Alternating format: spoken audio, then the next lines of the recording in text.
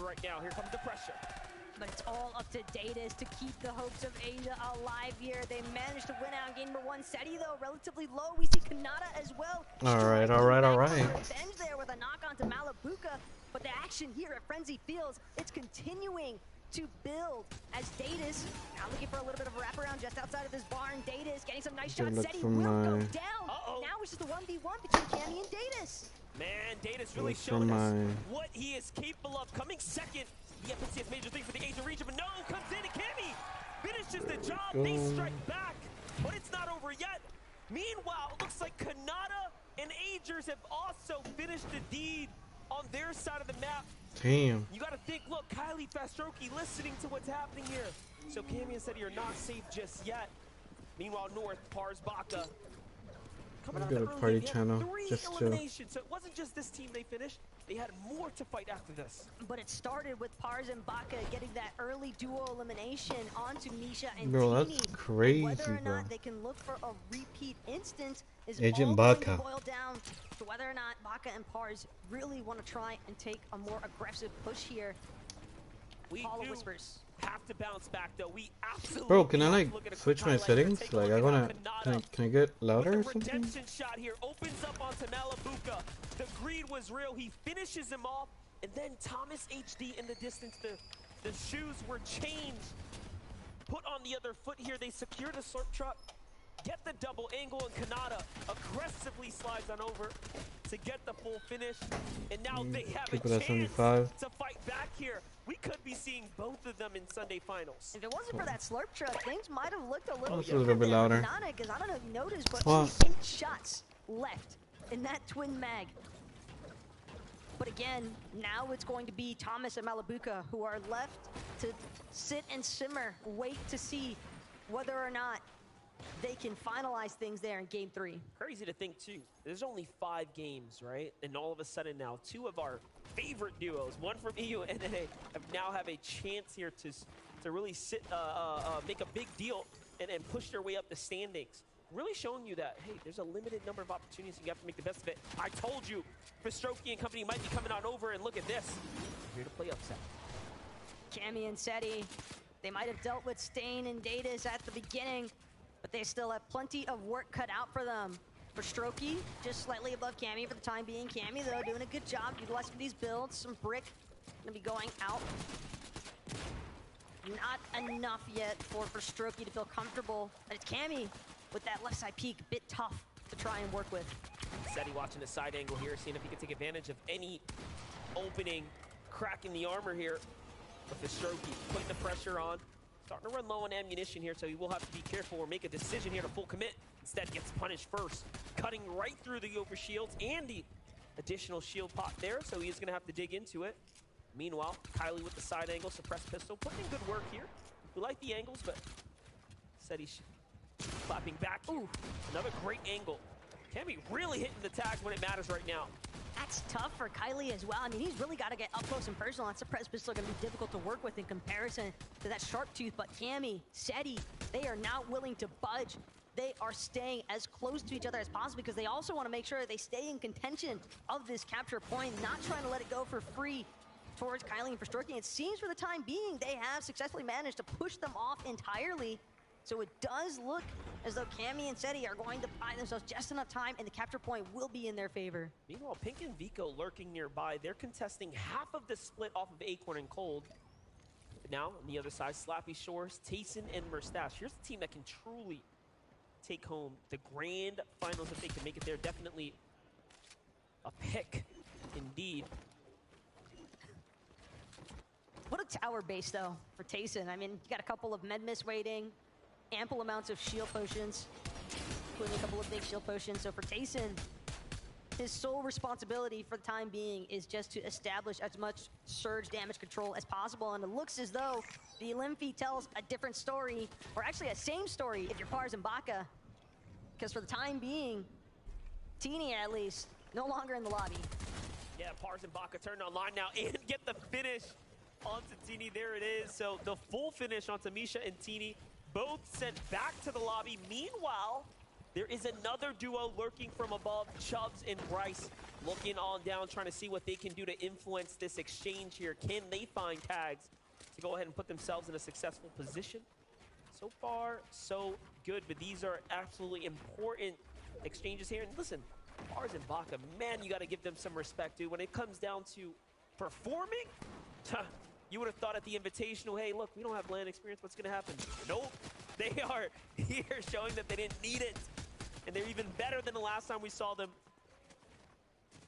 Don't really need LAN experience if you can just trust your instincts as a player, and that seems to be exactly the mentality here for Pars. Just breaking through Teeny's builds. Teeny, absolutely no health to work with in that circumstance. But it's a nice established there, because now that is 2 games back-to-back. That's going to start to pose a real issue here, because again, Monster, it's only 5 games, and for Misha and Teeny to be knocked so early on, they've got some ground to really make up for at this point. A lot of ground to make up. Recover to be made here, but Acorn, Cole looking good so far. He's vibing out here, trying to see if he can farm some Surge in a distance. Meanwhile, Ritual will find a knock onto Edgy. And Ritual, what a surprise from them. I did not expect them to have such standout performances, especially with such a strong game one, and then an even better start to their game 2 so far. Here's Jaemon and Yuma. Very, very interesting duo right here. Just kind of floating around for the time being. Just waiting to determine which direction. It seems as though they're just gonna build a little bit further into this jungle biome, and Yuma, Jaemon, doesn't seem as though they have any other incentive for the time being as far as aggression is concerned, but might be having to pick things up a little bit, as again, we did see some teams struggling a bit in game number 1 as far as that surge damage threshold was concerned. Yeah, for Strokey and Kylie, definitely not gonna have a problem with that right now. One of the few teams with an elimination right now.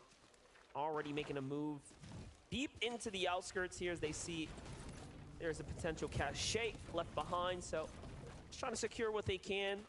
Brick needed, metal needed, so very important for them to get their Hey, rotation. what is up, chat? Route down Snappy It's here, crazy, bro. the zone will be Crazy, pushing in crazy, pretty crazy, quickly. crazy. On 50 the other best side, Pink and duos Vico in from the the Frenzy world Farms now up right to a high ground now. position here. I'm gonna go for trades, and oh, what a dirty angle there for Vico. Those are extremely important onto teams inside the Mega City. But again, we see some of the action that's been unfolding here so far, but we've got Levin to give us even more. Thank you very much, Taco. Look, we just saw Pink and Vika there on the screen. We've seen Acorn and Code in this game as well. Coming into this game, both these teams in the top 10. If you know anything about me, I like to see action. I like to see fighting. And I thought these two were going to be fighting. And even Pink himself said, look, we might have to fight them. There's not enough loot in this area for both of us to share.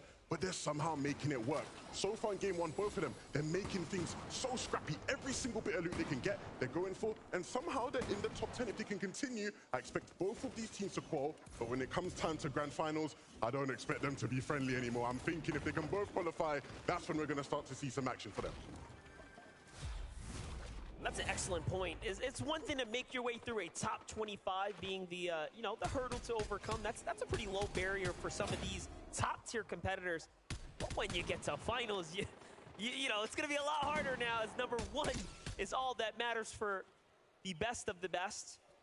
That's got to be every duo for themselves at that point, and Pink especially. Yeah. I mean, you have to consider what he even mentioned in one of the pre-show videos that we saw. Cap Metal is so important for him, and you have What are to the? I expect didn't really see the that point his system, split but I'm drop, pretty he sure. is not trying I guess to top 10 share start by getting any means with anyone points, else. right? I'll take a look at this. That's Zagu what and I'm Peppo thinking. actually have finally found themselves in elimination. Last game taken out a lot earlier than they would have liked. So this is their chance to go ahead and bounce back, put some numbers on the board. And they have a very, very interesting strategy. They're actually healing Striker and getting as much surge as possible. What a unique position to be in, but also you have to be so smart to think like this. This is how, again, ahead Zagu and Peppo are. But imagine being Striker. Your fate Oh my gosh. Decided, just watching yourself benefit some of your competitors to the utmost extent. And if you're a Fortnite like super nerd like I am, that right there, that was genius. That was so genius. Worthy, meanwhile, he's got to get a different sort of strategy going. Decent span out here. Will get some nice shots onto Mustache. Actually tags him up all the way into his white HP, but still holding strong here. Worthy doesn't seem all that excited to give up this positioning that he's established. Wait, do they have the satellite in the FNCS? It's a pretty nice aerial view. Skiros and Shari now. Great position here. Zone's already starting to hold more center than the last game, so this will be a very much different terrain than what we just saw in the last game. That's going to be probably a warm welcome for these Western teams that don't seem to get very lucky often. But as we know it, anything can, of course, happen here. It's gotta be so scary sliding over the ice just then. You're just hoping that no one's gonna be able to catch sight of you, but Cooper, not sure he's even fully aware of the fact that Zago and Pepo are faced just a little bit more towards the interior of this jungle trench. Miro following suit behind Cooper. These teams trying to make sure they don't stray too far from each other, but still wanting to make sure of the fact that they are collecting the resources they need. Because we saw just how congested that last game was, especially with the way that zone was pulling so viciously over the water. So much of these teams were just getting trapped inside of that mid-layer territory. Meanwhile, the Rift Island is going to start to formulate here, jumping just outside of Reet and Ritual's perspectives there. They can be the first to take a stab at it, and if they secure this, I mean, surely top 25 is locked in the bag, as they were in the 76-point threshold range of total points. So they can get a big 15 here with the Elans and some placement. They will be in the top 25. It could be done and dusted here, as there are only 5 games, but no, instead they say, hey, look, let's go for the full Rift, get straight to the top. No zipline for us. I don't know which was riskier, but it works out at the end there. Able to juke out some of those distant shots in the air, and being the first ones to actually touch down on Rift Island does mean that they'll be the first to try and make use of those bonus objective points with the Capture Island point. But again, Reet and Ritual, I mean, who did we see last game on the Rift Island? It was Thomas Malabuka. Well, guess what? They got eliminated super early by Kanata and Aegir, so now it doesn't seem as though there's anyone posing too much of a threat, but Baka and Pars, they've been fighting for as long as the game has started, it seems. Yeah, it's still Chubb's team, too. Chubbs was looking at them before. It seems like he's given them a problem on the rotate into the zone, and look at the cost of Bryce, because Bryce was fallen at some point or another as they've made their way to this position here. But at this point, it almost seems as though Chubbs is just trying to waste Baka and Pars' time, trying to force them into expending some of their resources, some of their splashes and heals that they might not have wanted to let go of otherwise.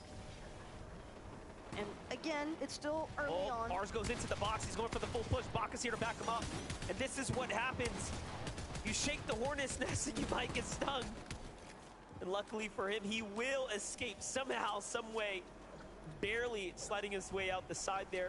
Baka has a different goal in mind, though. He's going to go around the outskirts here. No stranger to the zone. Continues to play with it, but ouch. That surely wasn't a part of the strategy here, as Chubbs 2 stood behind. Tough spot to be in now. But look at Chubbs' builds. They're running incredibly low. He's actually going to forfeit that height positioning. But it's not like Baka and Pars have any idea, but now Chubbs seemingly under pressure from a team slightly further out. Still has to make his way in through the zone as a solo. Not sure if he'll find a reboot ban opportunity either this late in. What a spot to be in now if you're Kanata and Aegir. Even more pressure, as they only scored 0 points in game number 1. The first team to be fully eliminated, but not humiliated. They do have a true chance now. Finding tags here now into Thoric and Bolts.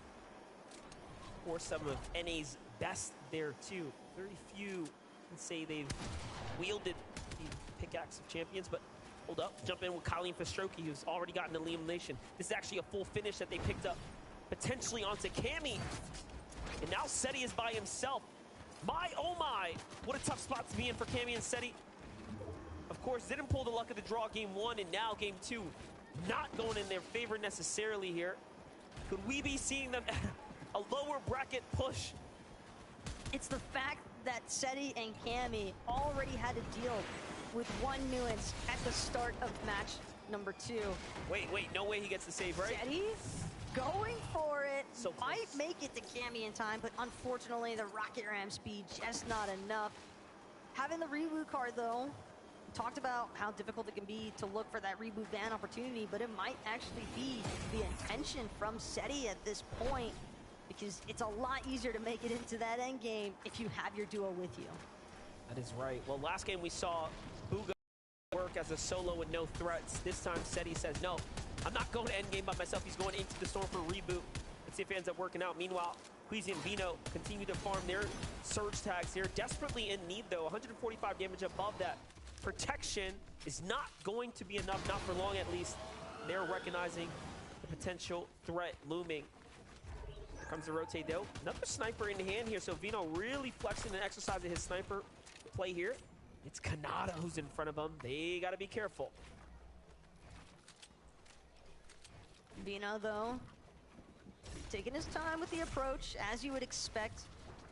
Have to keep him fine for as much of a fragger as he is. Oh no, trouble though for threats here. He's got a nice knock, it seems. Might be able to find the double finish, but still, Anon doing everything in his power to delay as long as he can, but this storm is so problematic. Threats trying to see if he can finish the job now onto Anon. He wants this refresh of materials from both Suns and Anon, bound to get something for his troubles at this point. Gold Sharp Tooth Pump, primed and ready to go. That right side peek, and it was nearly a miss there for threats, but he will be able to capitalize, close out. Another elimination secured here. And that's gonna be Oshi taken down by NA. If it wasn't for that overshield, he was done. He had 2 eliminations worth there. That's 100 HP in Siphon, and he ended with 86 health, by the way. Surely the map doesn't quite add up, so he needed a little more that we couldn't see if it was that overshield that kept him alive there. My gosh, how close that was. Well, for QND, Rapid here, Middle East, 2 of their finest here. It's time to get on into this new zone here. Long rotate to make, and it's gonna be a tough one for them. Meanwhile, out of the top 5 here, only 3 duos remaining here in game 2. Fastroki and Kylie down, and Shari, Vision View down there. You can see on the right. On the bright side though, for QND and Rapid, did see them with that Storm Chaser augment, so that's definitely gonna benefit them a decent amount. They continue to look for those rotations. Klonsky and Grolls, on the other hand, Cirque Plants doing the job as far as getting some health and shield regen is concerned, but definitely still need to wait around, see if they can get more. But unfortunately, when you are this far below the damage threshold, 320 and then some to work with as far as damage is concerned, and that number only growing bigger. Yeah, that's not enough. They need a lot more. Coming up quite short here. But I mean, hey, I like the strategy. Of course, these are going to continue to replenish. They can bounce back and forth, but at what speed can they stay alive here now? Trying to rock it out, trying to wait it out. There it is, really starting to run thin on time now. Eventually the math will catch up. One false move and they are down and out. It seems as though they're really hoping that some of these other teams might just get elimed all of a sudden, because we have seen circumstances where teams might be relatively far behind on Surge, but yeah. Dean gets elimed and then the gap isn't as big as it initially seemed. But for Vico and Pink, they've got a whole nother mess to cover. Only 18 below damage threshold, so the pressure is definitely on right now, but it's on Pink. Seti is the one who's gonna clutch up here when it matters. And although he may have saved Cammy, unfortunately, It does seem like he has to continue to ride this one out. It was definitely worth it, though, because at the end of the day, they picked up eliminations, and he picks up 2 more now, putting up at 4 here. So this is still a game that's worthy of earning at least some points, right? Remember, at a very, very early finish in game number 1. If there's anybody that knows how to play the low ground, it's definitely going to be Seti as well. So Tark being through as a solo, while difficult, isn't necessarily impossible, but man, with some of these teams that are looming just outside of where he's currently situated, it is going to be tough. And Taysom Merstash are going to be crossing just next to Seti, and Seti, he's going to have to continue trying to play from that far backside of the zone. And meanwhile, Alex still has the high ground there. There's Fahad, Hero, it's next door.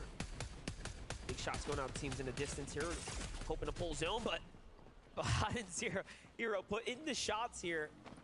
Man, Gira Sanchari, 4 elim. Gira Sanchari definitely with the 4 eliminations so far.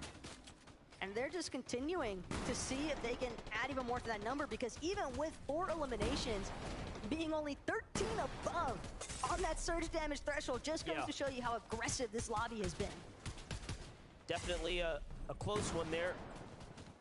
Meanwhile, Reet finds another elimination there. Worthy, who had the high ground, gets knocked by Hero. Okay, so they must have over-peaked from their position, and now they've been taken down.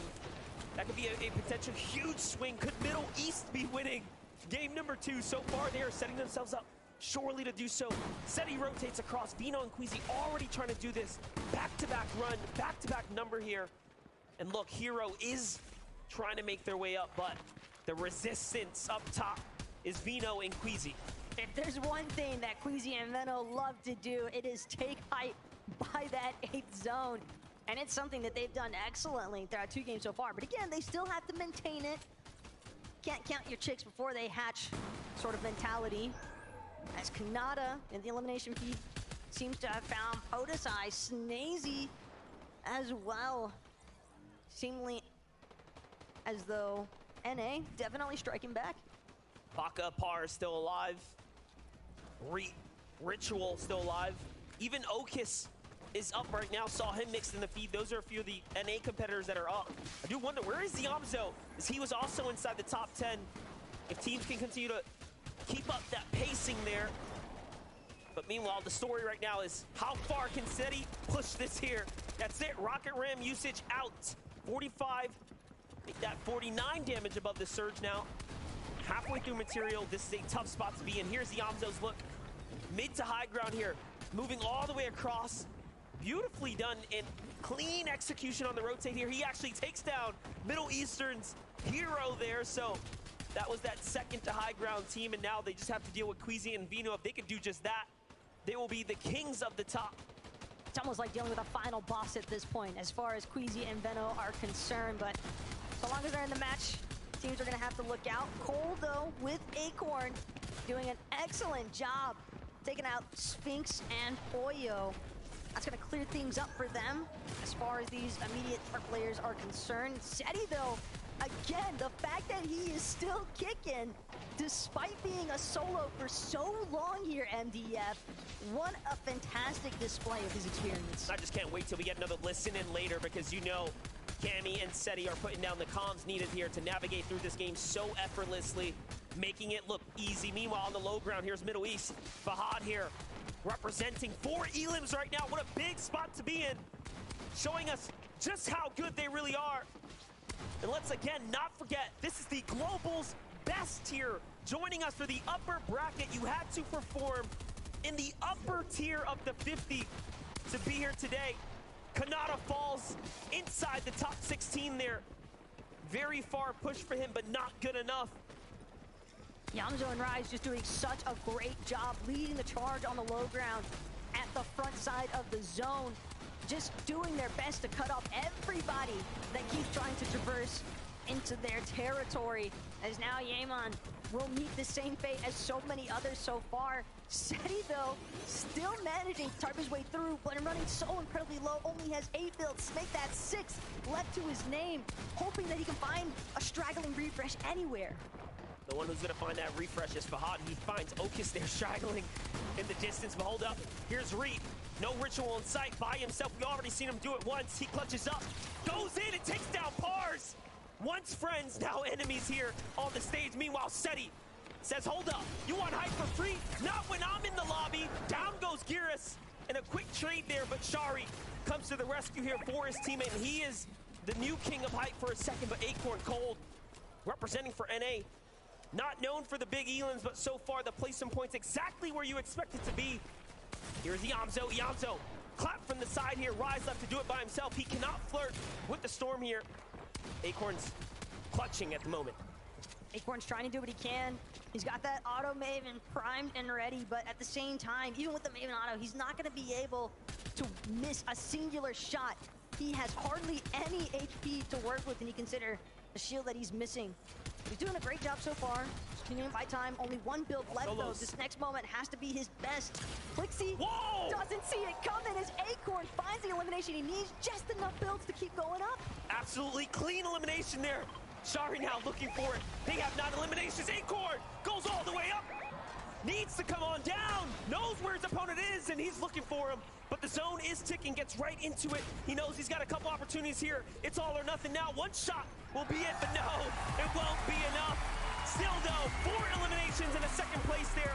And Shari take home the second game now alongside Geras. Seti merely playing smartly there for Shari and Geras, but even damn, bro, I can't believe Ruga's not doing good. Doing a phenomenal job to clutch things up, and we've got Frankie standing by to get into their minds. That was quite the performance. How did you feel in those 5 moments of that game? Great. And what was going through your mind? Because you had an American flying up into the air, getting the information of you, but you had the better health in the situation. How do you feel clutching in front of all of these people? Amazing. Amazing. That's a perfect word. Let me come over to you, Geras. What was it like watching Cherry in that situation? Yeah, it was great. I mean, anyway, like in this final situations, I already knew we have so many points. We are already like basically qualified, so I was just chilling, and I believed in him. I knew he will win it.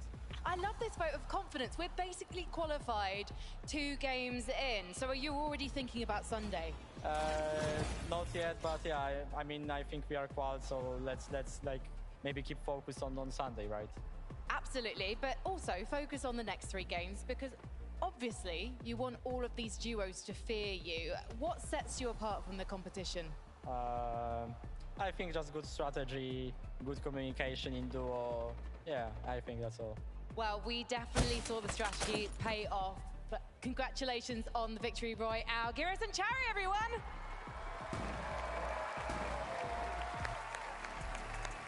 Man, oh man, to compete on this stage in and of itself is an honor. But to get a victory royale in a circumstance like this with a crowd this electric, that is something else. Yeah, it really is. I mean, these guys land in that sort of area, so it was very much a home zone for them, but they made it count. We've seen teams that haven't had that sort of zone luck, you could say, actually pop off, but these guys, they made it count when they did get the zone. Yeah, and not only did they grab that victory royale, but they did it with double-digit eliminations. Yeah. I did not expect to see that so early on in the competition. They pretty much were grabbing eliminations as soon as the game started, and by zone 8, they had 4 eliminations, but they were able to kind of hold that low ground for so long and clean up the rest of the lobby. They deserve their VR.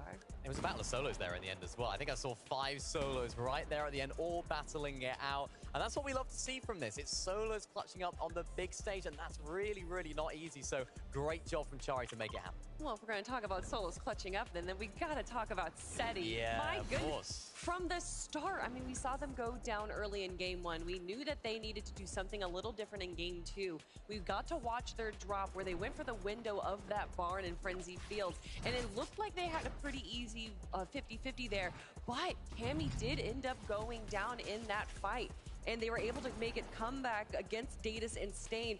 But then, not too much later, we saw Fastroki and Kylie trying to go for them as well. And if I'm not mistaken, I think Pink also was starting to try and make their way down, but then said, oh wait, no, that's Seti and Cammy. I'm gonna turn around right now. Yeah, you're absolutely right. I mean, we saw Seti in that end game. This was crazy. He tried to go for height. That was a solo.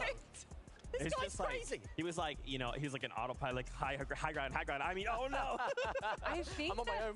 Honestly, I think it was a great play. I think that there was so much chaos going on in the low ground that they weren't expecting anyone to try and take high ground. Seti positioned himself just on the side. You can see that they weren't aware of that Seti was going to be coming in onto them and grabbing that one elimination. It did eventually lead to his, you know, demise, but he was still able to grab 4 more points as well as kind of weaken the other players in the lobby. Yeah, I did want to highlight a couple things for us. First, in that #1 spot, Reet and Ritual. Whoa! That's the one. I'll come back to him in just a second, but just as a reminder, Sherry and Giras, and I'm sorry if I'm Shari if I'm mispronouncing the names. I'll see myself Shari. out. No. I'm so sorry. I'll see myself Can we get out. someone else on the desk? Yeah, can we get Mini Minor, you take over? Yeah. Still, though, a huge victory royale from the duo, and I kind of just love the way they kind of play this, right? You can kind of tell, even just after these 2 games, these games are so hectic. They're not anything like the games we're used to seeing, right? A lot of these other regions, NA and E, which we typically broadcast, you can see, like, even though there's chaos, there's a lot of control, right? It's like, okay, well, I know we're going to do this, and we'll position ourselves. In these last 2 games, it's just chaos, right? Either no build or everyone's on mad low HP where everyone is one shot to the other. In this case, coming down to the 1v1, it is so hectic on this stage. I mean, in this situation, we've talked about it almost seemingly all year. When Queasy and Veno aren't on height in that end game, it's anybody's game. We saw Seti trying to spoil the party up there for Chari and Giras on height. He didn't quite do that, but he did take out one of them. And of course, that was Giras, so Chari had to solo clutch from high ground. Of course, that's what's going to win them these games. We're seeing it time and time again. High ground is going to win these teams the games. And because Queasy and Veno weren't there, the high ground was a lot more free. It was indeed. But I do want to talk about the duo that we were looking at for just a moment there, Reet and Ritual. Yeah, of course. Here we go, Kelly. All right. Listen, all right. They're doing a very good job right now. That might be why they're in first place. And they're utilizing everything that competitive Fortnite has to offer, such as Rift Island, getting those 15 points. And that is actually what's going to be pushing them into that first place spot. But also, look at the placements. They are currently tied with Cold and Acorn, who are some of the most consistent players in the world. Yeah, they definitely are. I mean, it was always a moment there where they were boxing up below that Rift Island. They were like, I mean, nobody's going up for it. Is anyone here? I guess that's our island. We'll take it. So that's what we like to see. I mean, yeah, that's what Reet's all about. He's one of those players that will play it smart. Of course, we've seen so much aggression from them, even in this endgame. There are so many moments of that. I think this is what makes competitive Fortnite in person so great, is that when Reet makes these crazy plays hopping in the box, you can feel the energy, you can feel the crowd just go, wow, how has he gone about that? And that's what he's all about. But we can't take Ritual. I mean, he's doing a great job as well. He actually had more eliminations than Reet there. He did go down, but you know Reet is not going to go down without a fight, even as a solo here, grabbing some much needed refreshes and being able to kind of bully the low ground here. I love this playstyle, right? He's almost fearless. We actually saw something very similar from Baka and Pars in the last game, right? One of them dropping down to 1 HP, but it's the confidence. It's like, it doesn't matter what situation we're in. We just have to go for it. If we're eliminated, that's fine, but let's go for it. Now, Reet making that work is wild. And I think, especially for him, he's someone that for a long time, especially when it was NA East, NA West, he kept saying things like, I want to go up against these other regions because I want to prove that I have what it takes to compete. I mean, what a better place to do it, right? He's making the crowd happy. He's making us happy, making the team happy in first place spot as well. Right there at the end, we saw the player actually going for the med miss. He said, no, you're not having that med miss. I'm coming straight in there. And the reaction from the crowd was so cool at that moment. Well, I already mentioned them, but Acorn and Cold also had a great performance as well. And I mean, I love to see NA on top. Minnie, what's going on? I mean, NA on top here, this is a difficult one for them. But, you know, I like the way they've adapted their play style. And, of course, they're doing very, very well at the moment. We can see this going through in this later stage of the game. I think there was a moment in this end game where they were trying to look up for that high ground. Didn't quite happen for them. But these mid to low ground layers is what they're known for. It's what they did so great in Major #1. And as I said earlier, they've actually adapted their drop spot. Levin said it so well in that mid-game segment. We saw them actually going further away from Pink and Vico, which is something that I didn't expect to happen. I thought they'd just go for a full-on 50-50. It's day one. Why not? And of course, it's working out for them. And Acorn doing such a great job solo clutching. We've seen him do it before, and he's done it again. Such a clean elimination there, and you know that they're feeling good going into game number 3 and 3rd spot. And at some point, I mean, if looking at the points and kind of calculating it, maybe our top 3 have kind of already solidified themselves into grand finals? Obviously, crazy things can happen, right? I mean, we've seen our top teams be eliminated on drop, so that might not be solidified just yet, but still, they have to be feeling even more confident going into the next 3 games. Absolutely. And, you know, we have thoughts and perspectives. We actually have Vivid standing by with community favorite Reddish. Viv, what's she have to say? I told you guys I was going to be coming lounge throughout the weekend. This time around, we have Reddish joining us, a fantastic creator in the Fortnite space. And she told me that this is actually her first time experiencing an event as a fan. So tell us all, how has it been experiencing the Global Championship so far? I've honestly been watching, I think, FNCS for the last 3 years, but as you said, first time watching from an audience. It feels incredible. I'm seated right next to... Sorry, guys. Sorry. We actually have to go back to the desk, so we're going to toss that back to Zeke and the crew. Don't worry. I will find a way to talk with you soon. Don't you worry, Reddish. Don't you worry.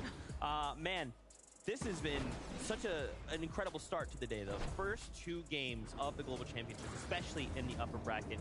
Kelly, you said something that interested me. Oh. You talked about these top 3 and how they potentially might have already qualified, right? Right.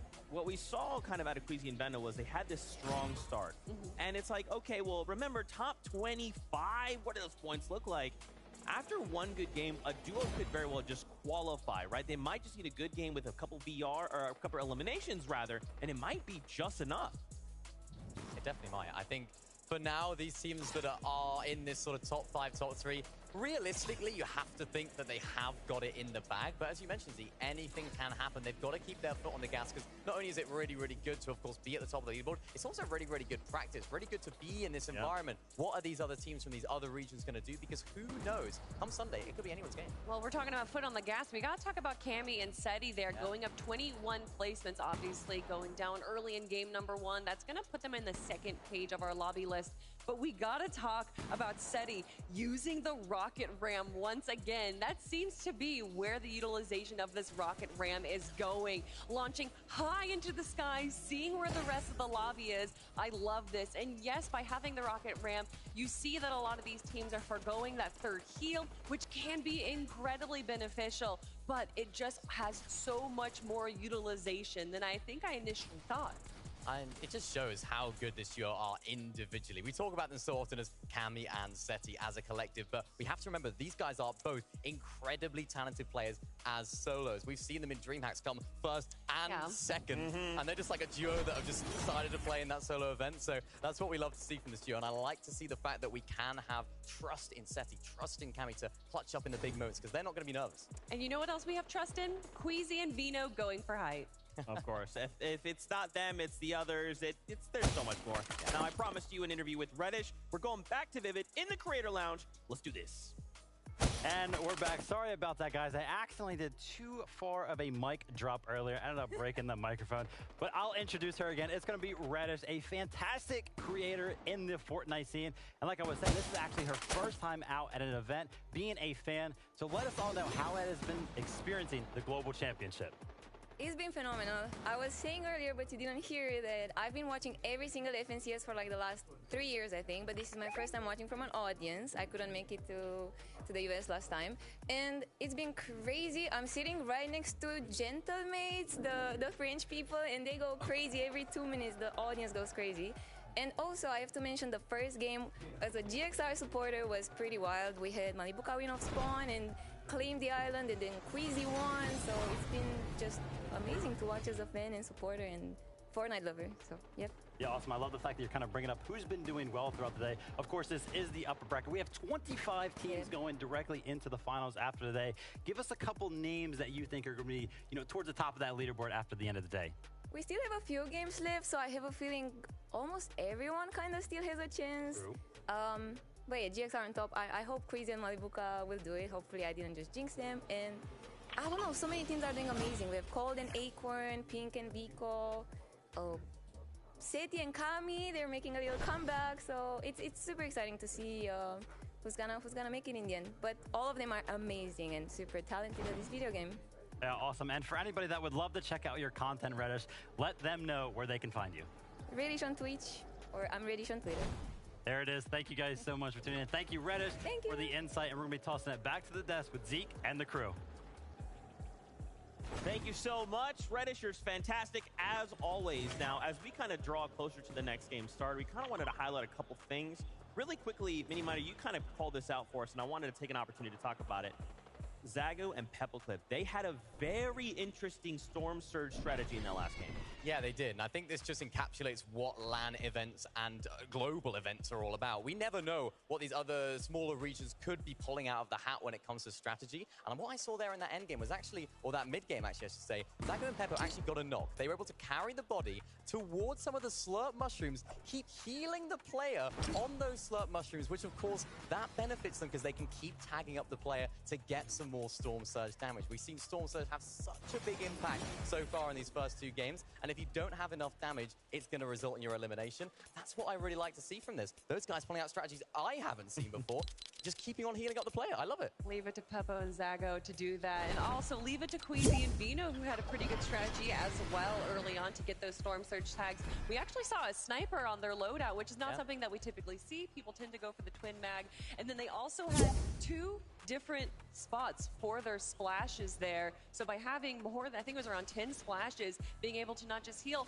but also rotate quickly, which is part of the reason why we saw them be able to set themselves up for success towards the end game. And I say that as Queasy goes down, but still, being able to make it all the way there is going to get them those much needed placement points. Yeah, trying to get Venom to clutch twice in a row, it's a bit harsh, isn't it? You can't do it again, surely. But no, I like to see He's that. Just waiting until Sunday. Yeah, he's waiting. He's putting it all in the tank. He brought it out in game 1. But no, not a bad game at all from this duo. We saw them trying to set up for what we're expected to see from them. Let's see if they can continue. That's right. I'm excited to see game number 3. So let's kick it on over to our casters. Takes in. Thank you so much, Zeke. And that's right. Game number 3, nearly ready for these players to hop off the battle bus. But Monster, we've been seeing some pretty interesting things so far throughout the first 2 games. And hold that thought till the game, because the battle bus is good to go. Match number 3, right here.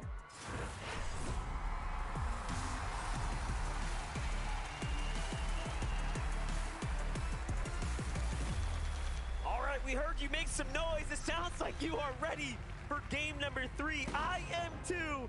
Remember, there are only 5 rounds of Fortnite here today, so this will officially solidify the halfway mark.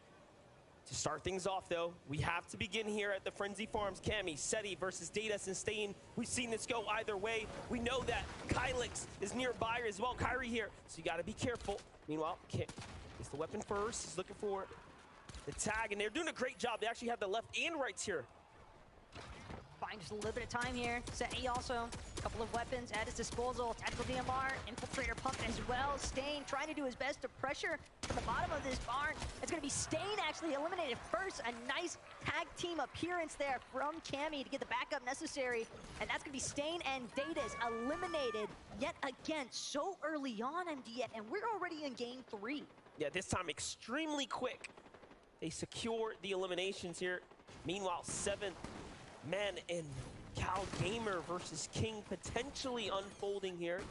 I do know Kanata is battling as well. It seems like he was taken down and eliminated by a different duo. So we are already seeing a very huge mix-up. Meanwhile, King, he will show you why he is one of the best. Because let's not forget what Cal Gamer had to say. He said himself that he does not believe King has what it takes. He thinks King is a bit overrated, but I beg to differ.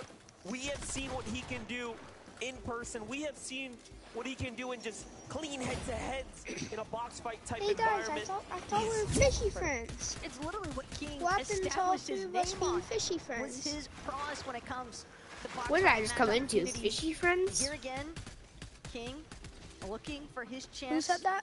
To take down Cal Gamer. Cal Gamer actually gonna Me. look for a brief retreat here. Though, No, at the I'm just lane. talking to my It fishy seems bros as over here. though he wants to try Oh, and wow. look for some better weaponry, Can or we all- possibly even just can looking all for 3 a of us be different fishy position friends? altogether. I'm not a fishy. Upgrade will be I'm Clicks. important and massive there, especially since he's What? running out of material there. The Shaka. Meanwhile, Zagu, Peppo, they had the knock, but they didn't get the finish. That's going to be a big mess up. Yay, I think I Big found mistake, some big fishy opportunity lost. friends. Zagu finds another tag here. Meanwhile, I wouldn't For even. the big opener, another one there. Okay, chipping away, but nothing significant. So this is time. FCS, That right? is massive though for Skits and Sora. That Skits was actually able to find that revive. And Ah, voy a ver vamos a now, Peppa, Zagu. What? Few Shieldbreaker EMPs. Curious to see what Zagu actually chooses to do with these. I'm just mocking Opt to fish. try and maybe apply some more pressure onto Skits and Sora with them, or if he's just gonna hold them for the time being. But Skits now fully aware of the Good fact that boy. Zagu is trying to break down his Hey, wall, broski. continuing to replace builds. Who do you go for? I think I know you. What do you guys go for? Damage taken. It's gonna be Skits and Sora. I definitely go for Trying to Booga. capitalize on this circumstance. I think I know Careful, this though, guy. backing themselves Luke up CR7 to an YT. indestructible Is it corner. just me or is the screen not working? You can hear The what? It's the working. crowd really Is starting it to turn just up me? right now. Is it just me? But the thing isn't working, like the show isn't on. Depending on how, I believe it was For me, it is. Skits that might have Yeah, opted it It's is. like not doing anything. saw him, one of those common weapons. Just stuck on a screen which I'm gonna says run into this little winners. scrim thing. Back to full shield though, but did have to expend both of those big pots, and this battle's taken quite some time. Business turret quickly taken out. Zagu's trying to place there, pressure on Skits. Oh, I think he's gonna. Is the game live already or not yet? Zagu now completely out of material here. He does have to be careful. Oh, it is, huh? His teammate finds a little bit too. So Ooh, they're Peppa fighting, goes box in. fighting. Oh my god. It's all gonna come down to hitting the shots. And he Good does. stuff. Zagu showing us why he is one of the best. Coming directly out of the region Chill. of Asia. I have this little thing probably in the corner of my screen. Guess who I am based off my voice, though, CR7. Take a look now with Kylie. Wait, what happened? Strokey. Guess who I am? Man, they're just mixing things Phase up. Elite. Yup, I knew you. Yes, sir. Here at Stevie Springs, Yo, where's our third fishy south side of friend the at? map, I seems killed to him. be I ate it. working Oh, out there he relatively is. well for them so far, having Hey, Phase Elite, who do you go for right now? and now What? Fishy friend. a decent amount Who do you go of pressure for? from Stroke and Kylie. They don't necessarily need I'm gonna go for Talking box to me? fights. in just yet. They can really Wait, what? Wait, I'm gonna Wait, queue into this who are you one talking thing. want to actually choose to try and reapproach here. Phase but Elite. they're not the only team to mix things up a bit. As I'm now going for what? Shantini just above Oh, Bryce. 11 CS. And they might be looking for an opportunity to find an elim or two here. I- This is Mine's pretty still interesting not because working. Tina and Misha definitely. It's not working. Tough time against Yeah. You gotta restart it again, homie. 200! Chat. I got that 200 easiest pie. Three-way engagement here at the Shady Stilton around. I really want Booga to win. Mix it up, saying, all right, what can we do different? How can we adapt here? Clearly, they made it to the upper bracket, right? But having a tough time so far. Might be looking like a Saturday Where's he appearance doing, if they chat? can't turn up soon. Meanwhile, Miro Bro, I have no SMG. What the hell? I'm level now, so I can't cuss. So against Shari is I can't cuss either, but I still cuss. a forced retreat actually. Ooh, he got lasered. Laser beam.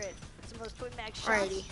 I'm going for box fights. Up against his solo. Let me do this, buddy. Let me do this, matter of seconds before Shari Yo, is just so you completely guys know, I'm a collapsed upon. YouTuber. You should check out my Everything in his YouTube channel. power You should check out mine too.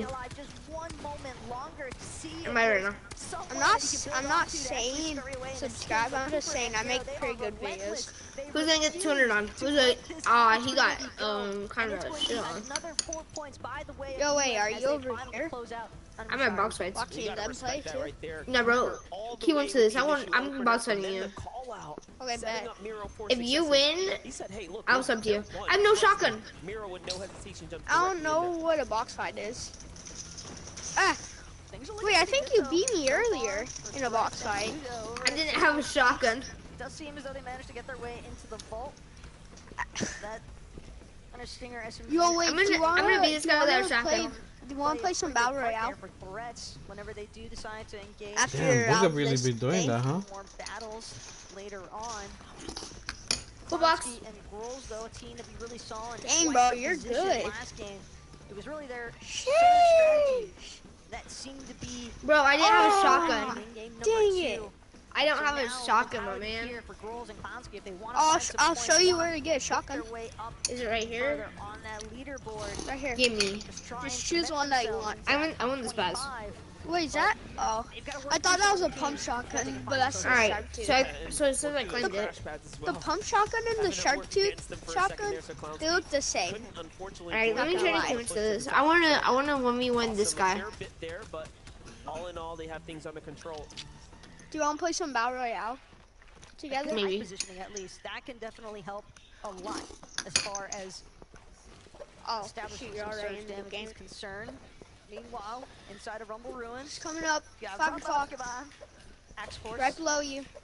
hiding inside of a bush. And a pretty common strategy as well for players, so look for those tag opportunities. He's above you. He's gonna drop down. Inside of the bush. Yeah, now that single Elim right there is He's on dropping Cooper. down I know on he's you. just hyping Nope. up Miro and Cooper's Yep. big eliminations they picked up. But look, Miro's now by himself Yo, in so the bro. distance there, so Cooper caught off Bro, guard what out was in that the Storm open there Surge thing? and away from his teammate. Here we get to see Heroic No, we running Thomas that crap and back. Malabuka.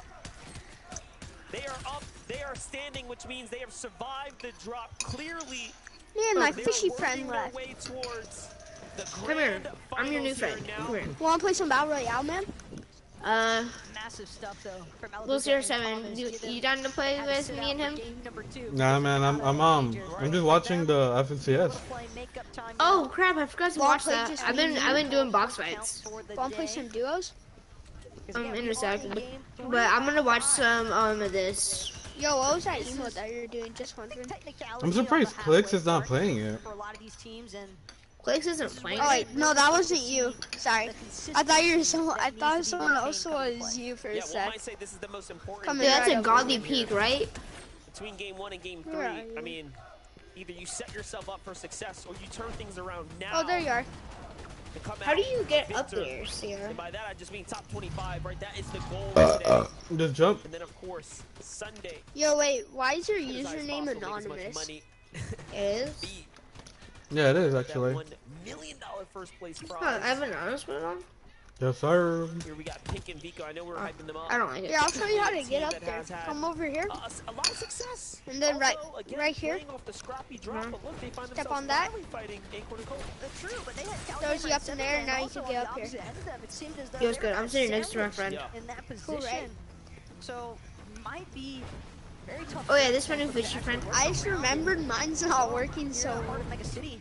I wonder what I'm gonna watch. Building. Bay. Ah, shoot, I just saw. Seems as though Yeah. they had a successful battle because with I'm live, chill, buddy. Bro, this morning I woke up, I put on some YouTube, and it said Michael Myers is in Fortnite. I don't So I think he was is, like, right? Not Man, yet. let me log on. I was like, where the hell is Michael Myers? Michael Is this Myers. duos or solos? Duos. He's got some form of idea. I'm hoping for I'm like, Agent where's 14 Michael maybe. Myers skin at? Hold up, I know that guy. I know that King. Interesting. They've had a Yeah, I think he plays in Brazil. from the relentless retreat till here. I know.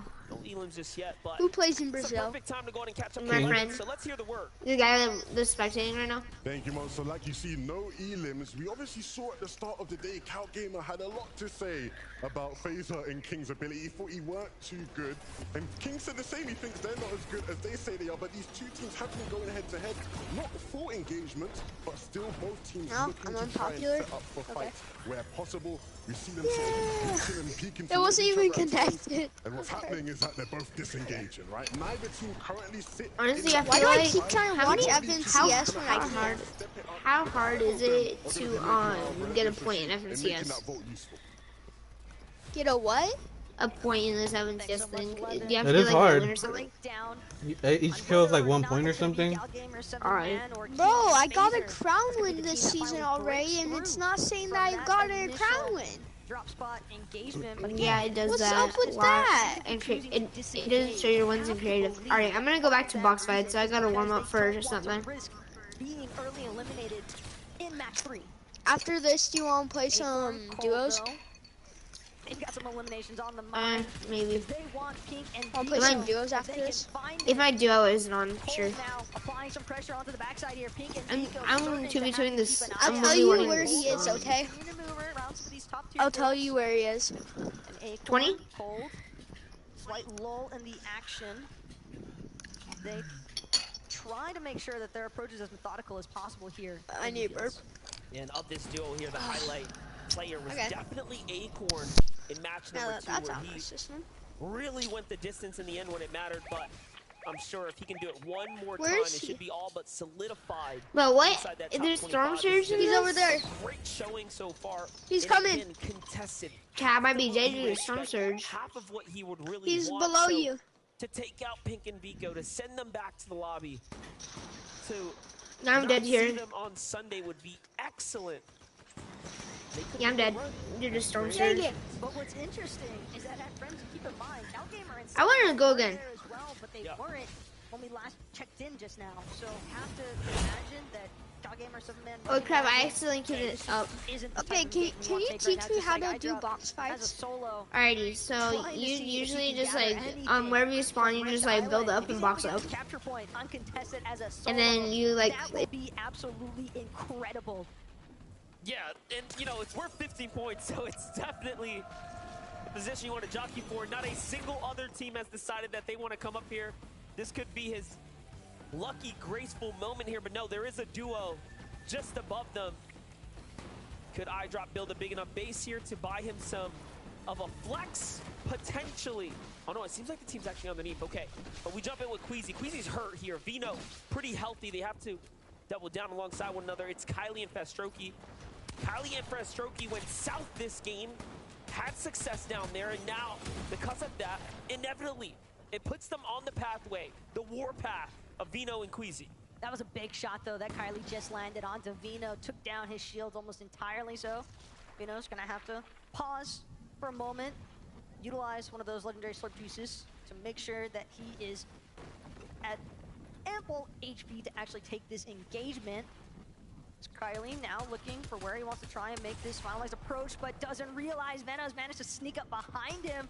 And Veno making sure to return the favor of damage done. Queasy as well, starting to create a little bit of a separation here, starting to see whether or not he can try and pressure on the other side of these builds from Veno. It's a nice pressure application from this duo. All they've got to do now is finish it. Vino making Monaco very proud here so far for the upper bracket. This fight now approaching that time where you start to think, how worth it is it? Can we get out of here safe and sound? Is there an exit plan for us?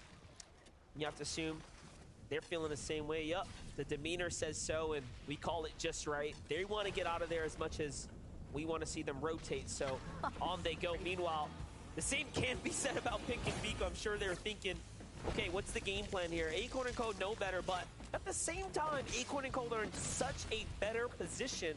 It's in their best interest to actually stay here, hold them out. And not only that, the team they want to take out. Exactly. Plus, Pink, we saw his builds just now in comparison to Cold. It is a night and day difference. I mean, Cold with 90 builds to still work through. Meanwhile, Pink, I believe last check in at around like 16, 18. That's practically nothing. They've invested so much time here now that they don't really have another option other than to close this fight out because they need the materials, they need the refresh off of Cold and Acorn. Acorn, Cold, but Cold gets him in the box and puts down the other as well. Pink and Vico shut down and sent back to the lobby. And that is the best team for them to eliminate. They already have pretty much top 25 now sealed in the bag. They were in third place coming into this, picking up these elims here. It was so good to kind of run it back one more time. Boxes him up, finishes him off. This is how excellent Cold is in the pocket. Well played. It just did not seem as though Pink and Vico are ready to tackle Cold from that position, but being towards that Frenzy field side, they're going to have a great opportunity now for Acorn and Cold to make an approach towards the zone from the dead side rotation. So curious to see how that actually pans out for them later on.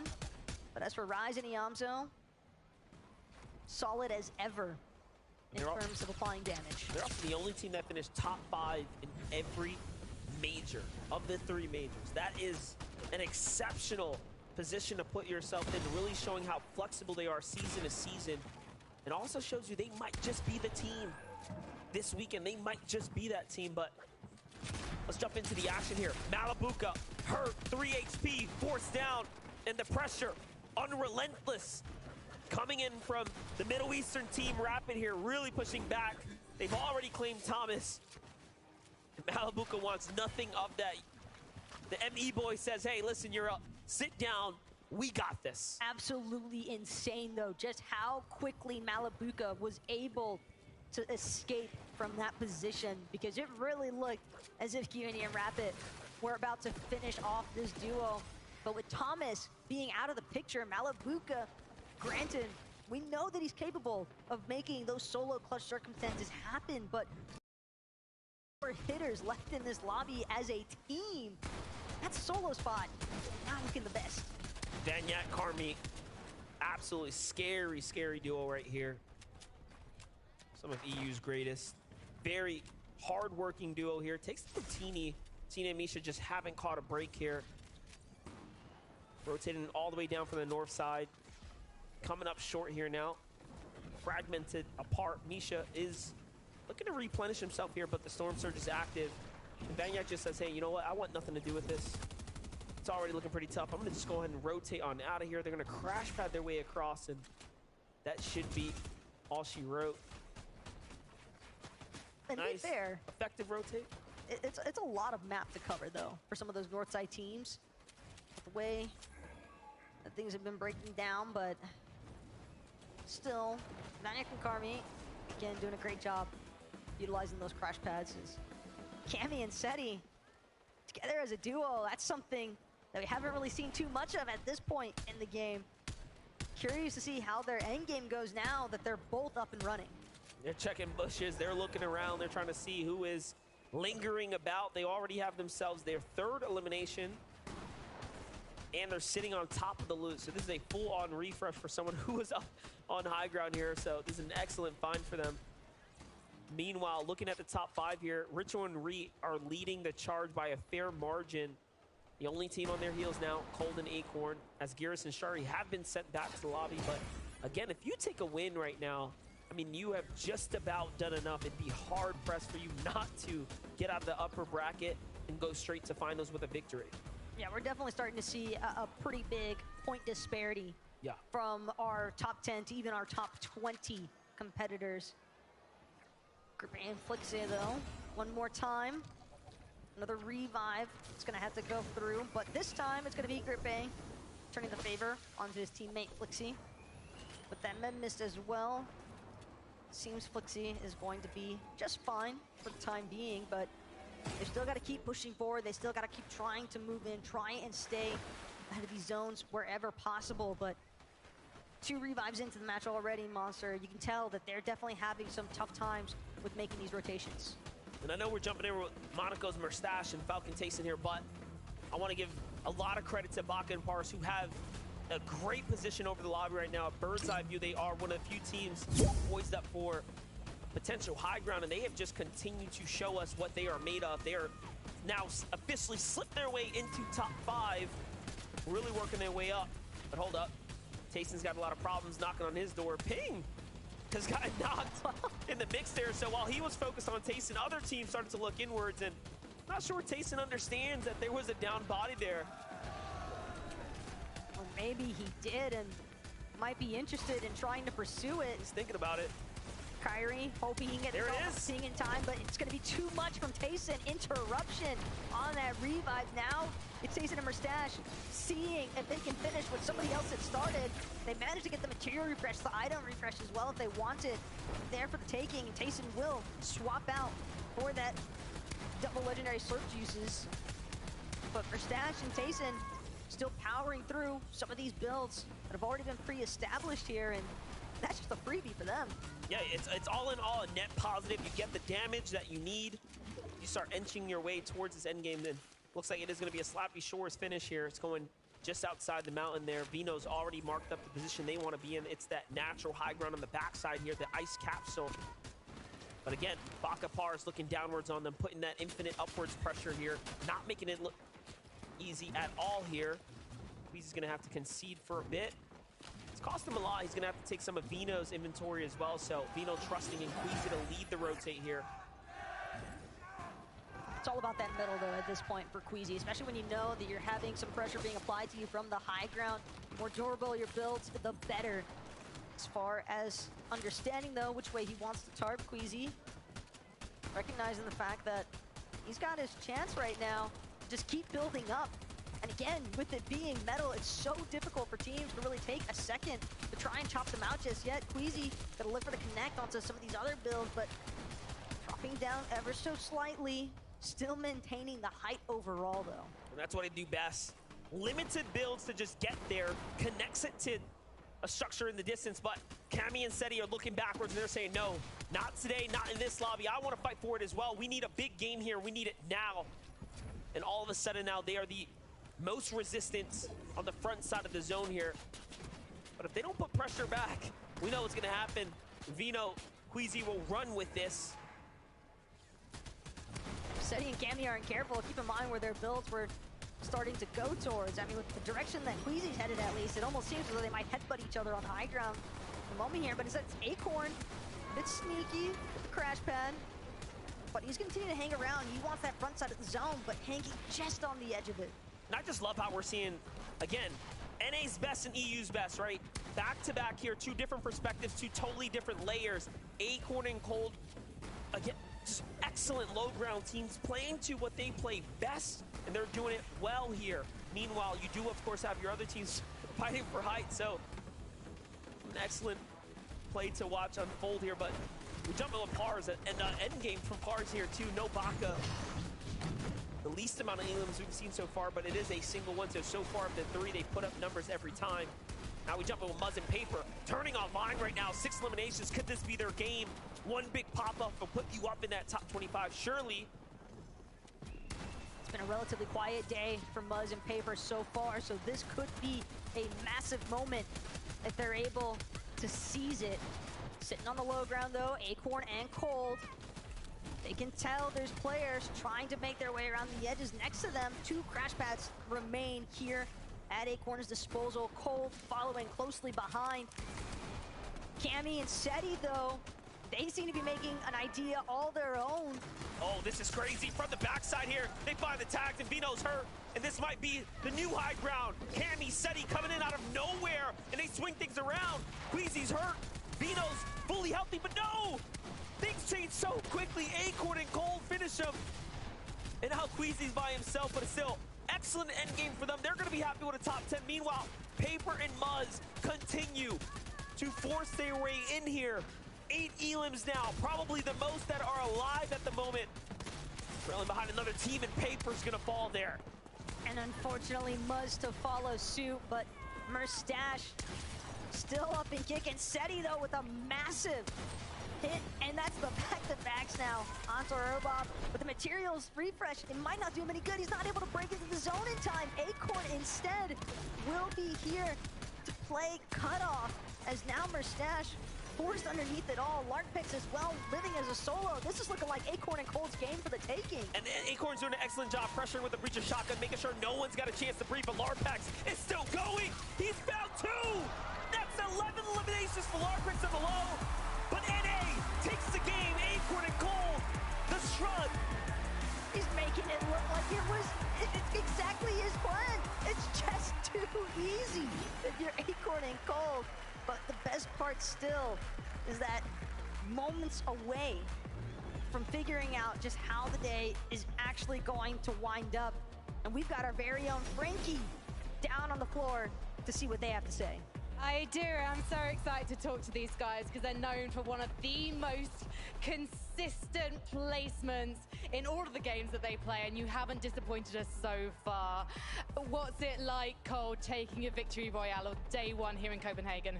I don't know. It's an insane feeling. I mean, this guy's just, I don't know. This guy's on something else. Like, this guy's the best player, I think. I'm serious. Yeah, doing it for Canada. We saw you in the air, nearly clutching the victory royale in the previous game, and now you've taken it one step further. For you, is it a bit of a dream to perform so well so early in the competition? Of course. I mean, like, getting ahead early is always the best, and no pressure now, you know? Yeah, you're not feeling the pressure. You're pretty set on Sunday already. Why do you think you are able so frequently to take down the competition? I mean, I'm just playing with the best player. It's not that hard. You have been preparing for this all year long. You qualified way back in Major 1. How do you feel like the game and the way you've had to play it has changed over the past year? I mean, everything's changed. You know, we kind of did good in the beginning, then we had a little downfall, and everything's changing, but we're adapting pretty well. You say downfall, what do you mean by downfall? Because you did place top 10 in all 3 majors in North America this year that you played. So for you, what's a bad day? Anything under first. Anything under first? Well, it's looking like you're probably going to have a very good day. Now, I've got to send back to the desk very quickly, though, before I do. Akon said such nice things about you, Cold. Have you got a message for him? This guy is actually the best IG on the game. I'm not kidding. I'm not kidding. This guy, just his brain is just, no one can compete. Well, I can hear Akon saying, stop, stop, stop over there. So I will stop on your behalf and we'll head back to the desk. Big congratulations to Acorn and Cold fighting themselves the victory royale. Now, before we continue, quick shout outs to Vivid and Levin, who will be hanging out with us on the analyst desk here for the remainder of the day. My, oh my. Sometimes I didn't expect any duo to win a game in this fashion, and that it looked so easy. That game was a roller coaster, and for multiple reasons, really. And, you know, when we tune into the Global Championships, the one thing that obviously everybody is excited about is the clash of playstyles, the best at what they do. And throughout this game, you know, we saw a couple of height changes between, you know, arguably the best height team in the world, Queasy and Venom. And then I was like, oh, look at this, Acorn and Cold. They're on the low ground. That's exactly where they thrive. And then, yeah, they ended up on the high ground to win the game. Yeah, that's what I've been looking at, Vivid, right? You're looking at the teams and seeing if the things that they do so well in their region, can that translate here on the global stage? For Cold and Acorn, the answer is absolutely yes. They have been dominating on these layers. And I think the big thing here is that, you know, you look at these guys, they're clearly in their element. They're feeling so confident. Cold, when he's at his best, what a player. I honestly, it's almost hard to describe the levels, right? Major 1 when they won the FNCS in their region. I genuinely think that peak that Cold had hit as a player individually, one of the best we've ever seen from anybody, right? He was just on a whole different level, and he's showing that here today right now. I could not agree with you more. Now, what I'm curious about are the standings. Let's take a look together. Let's see how things are unfolding. Remember, we're trying to end the day in the top 25, go straight through to Sunday. Acorn and Cold here in that #1 spot, breaking 200 points. All right. This is day 1, guys. Save some for Sunday. This is what I love to see, you know. I gave a little bit of a sneak peek as to who I was going to be rooting for earlier on in the day, and it was Acorn and Gold. It was the NA boys, and I'm very happy to see them up there. This honestly has big implications for all Spawn, though, right? We got to remember that they're contested, so now they can play a little bit more aggressive in that sense. Yeah, if you're Pink and Vico, you're looking at these guys going, hold on a minute. We are letting them run away with things. We need to maybe think about putting a bit more pressure on them, making these games a bit more difficult for them. I'm personally looking at some of the players beneath them, right? Queasy and Venom just below. We saw how hot they started the day. They're going to be looking above them thinking, okay, you know, these guys are setting the tempo, but we're going to do our thing up on height while they do their thing down below. It's been weird for Queasy and Venom especially, right? Because we're seeing them so consistently going into these end games in positions to play out height very, very well, right? You know, it's typical stuff for them. But they're having a couple problems, right, where a bunch of their other EU compatriots are very much making things difficult for them, right? Seti and Cammy flanking them in that last game. Typically, Queasy and Venom very aware of their flanks. That's not something that they often get caught out at. But this time around, you're saying what happens. Seti and Cammy are there waiting for them. Gosh, I always have to have so much respect for Cammy and Seti, right? Because I was honestly looking at their position, and it was as that 7th zone rotate was coming in. They were actually towards that castle split. They were based up on top of it, and I was like, wow, they're on the high ground. They have a very good position. And then next zone showed, and it went all the way north. And I was like, yeah, there's no way this is going to end. And look at this, Cammy, Seti, they just surprise every single time and in such good fashion. I mean, you mentioned it, Queasy and Venom, they're usually aware of their flank. How did Cammy and Seti pull this off? And it's not just playing it off, right? When they're actually in the position, delivering, being able then to actually, you know, hit the shots. Of course, they did get chopped out on height eventually, right? It was Acorn and Cold that did that so well.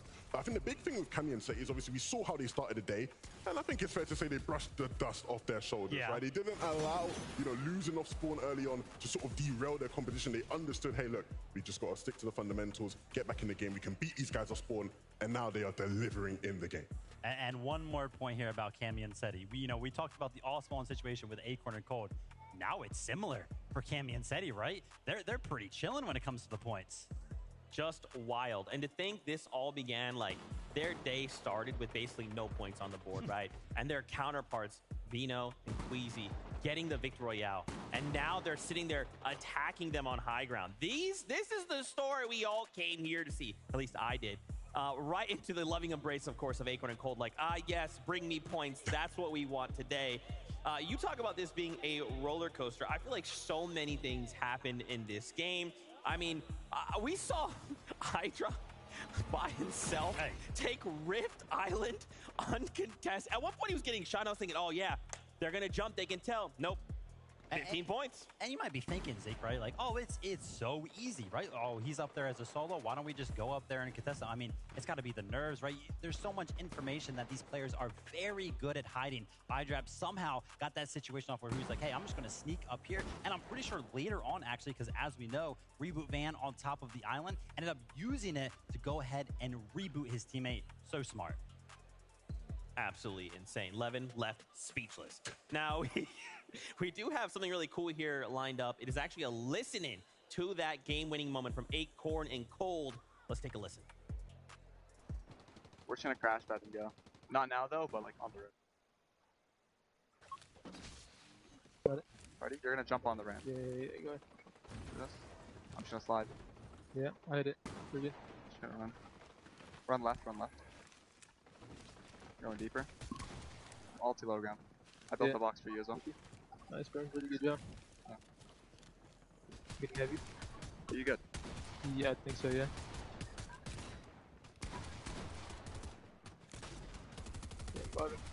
Good looking right here, look here, look here. 100, 120, 120, 120. Break. 20 count, got it. 40 white, 60, I got it. I'm PC for that one. Low PC. There. I mean, I just have to say it, every single time I get to hear these guys' comms, Acorn and Cold are so composed, so chill. You'd never think they're sitting at a LAN, you know, the biggest LAN that there is to play, you know, playing one of the most difficult lobbies. They're just there chill. I think what impresses me the most, if you look at literally any esport, doesn't matter which one, have your pick. Professional comms sound like that. There's a lot of things he could have been calling out. Both of them, though, just sat there. They only called out what was most vital. The most critical thing in that moment. Everything else was calm. The moment they find a moment to strike, it's like, okay, let's actually communicate in this moment and get done what we need to do. That's crazy. I love watching, honestly, the professional players that play at this level. Because, you know, we're thinking about the meta, and we have the mini crash pads. They're out now. But it's not a lot of mobility, right? So you have to save a lot of your materials. And the way that some of these pro players do it, we saw it right there where they were kind of talking through that rotate. They're kind of just running in the open a lot of the times and not building. But they find those timings, and that's why they're so good. And big props once again to Acorn, right? This is a player who you see how Cold is talking about him as an IGL, saying this guy's brain is unmatched. You know, he's you know, the best player, whatnot. Earlier this year, right, when they didn't do as well during Major 2, there were doubts within their relationship, right? You know, there was, you know, conversations about them potentially splitting up, and I had the chance to speak to Acorn about it, and he said, look, hands up, that Major was my fault. I was not up to par, I was not up to standard, but I'm gonna fix that. Okay. And I think it's safe to say he's fixed it, right? You know, you see the way they're playing right now, and things are clearly in a much better place. They're clearly much more confident in each other, and that's always the key, right? You have to be able to trust your teammates if you're gonna have success in a competition like this. That is why me and Vivid are good at Fortnite when we play zero builds, because I trust Vivid completely. Now let's kind of focus in on here. We like to kind of discuss Storm Surge strategies. Obviously, y'all at home, I know I could use some help, but something that we kind of saw it. Something we saw in game was actually Reet and Ritual. They have a very interesting Storm Surge strategy. Yeah, placing very, very high up on the leaderboard right now. And it's not even necessarily about the Storm Surge strategy. It's about using their drop spot to their advantage. They're going to be dropping towards Creaky Compound, which is pretty central of the map. And if we think about any of the Fortnite zones, right, usually most of them will involve the center of the map in some capacity in those early zones. And the cool thing about Creaky Compound, look at all of these hills that Ritual and Reet can take advantage of. The fact that they're landing there means that they get early priority to a lot of those positions. And every single game, they're going to make sure that they base up on those high ground positions to make sure that any of the players rotating through the center of the map, which, by the way, a lot of players like to rotate through the center of the map, and make sure they can get all the tags necessary for their Storm Surge. And I think an interesting thing to note, and it's big props to Reet here, when you typically look at discussions around Storm Surge and the ability for people to, you know, be effective in tags, you often go, look, controller players, it's a lot harder, right? Long distance, that aim assist ain't as strong. making it look easy, hitting every single shot, bang, bang, bang, bang, bang. You don't care. You don't care. He's hitting everything, right? And so big props to Reek. That's not an easy thing to do, especially under the pressure as well. We're at the Global Championships once and for all. So I think for him to be doing as well as he is right now says a lot about him as a player. Good shout. Absolutely. You guys are killing it. You guys are great. I love y'all. All right. Actually, why don't we go ahead and check out the Creator Lounge? Kelly Link is standing by with a very special creator. Who are you with, Kelly? Thank you so much, Zeke. And I am here with someone very special. It is Keep Up Radio. Thank you so much for joining me here. Gosh, thank you for having me. Okay, so we're 3 games down, 2 to go. What has been your experience so far? Oh my gosh, I've been having the best time. I think just coming to IRL events and seeing the players play and the crowd get so excited and crazy, it's the best experience for sure. And what has it been like interacting with all the creators here in the Creator Lounge? It's been so fun. Shout out to Reddish, shout out to Peach, my people. I love getting to see the people that I interact with online IRL as well. It's really fun.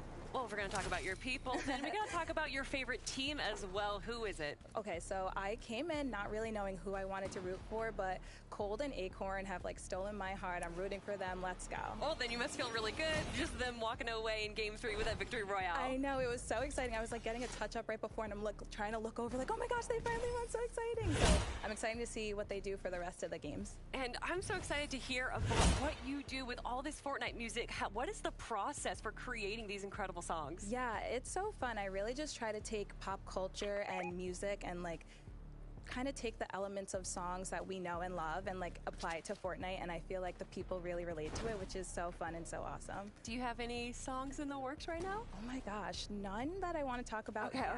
Okay, fair.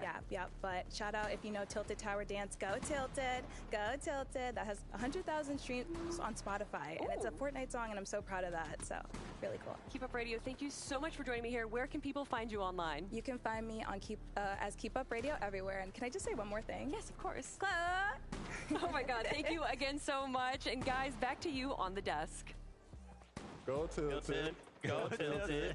Go Tilted. Go Tilted. Shout out to you, Keep Up Radio. Again, it's just so cool. We've been doing FNCS for a year now, coming together, bringing everybody into one big pool, just being like, what's up, Fortnite fam? It's great to see all of you from different walks of life, from different aspects of the game, all in a single place. How have you guys enjoyed the competition so far?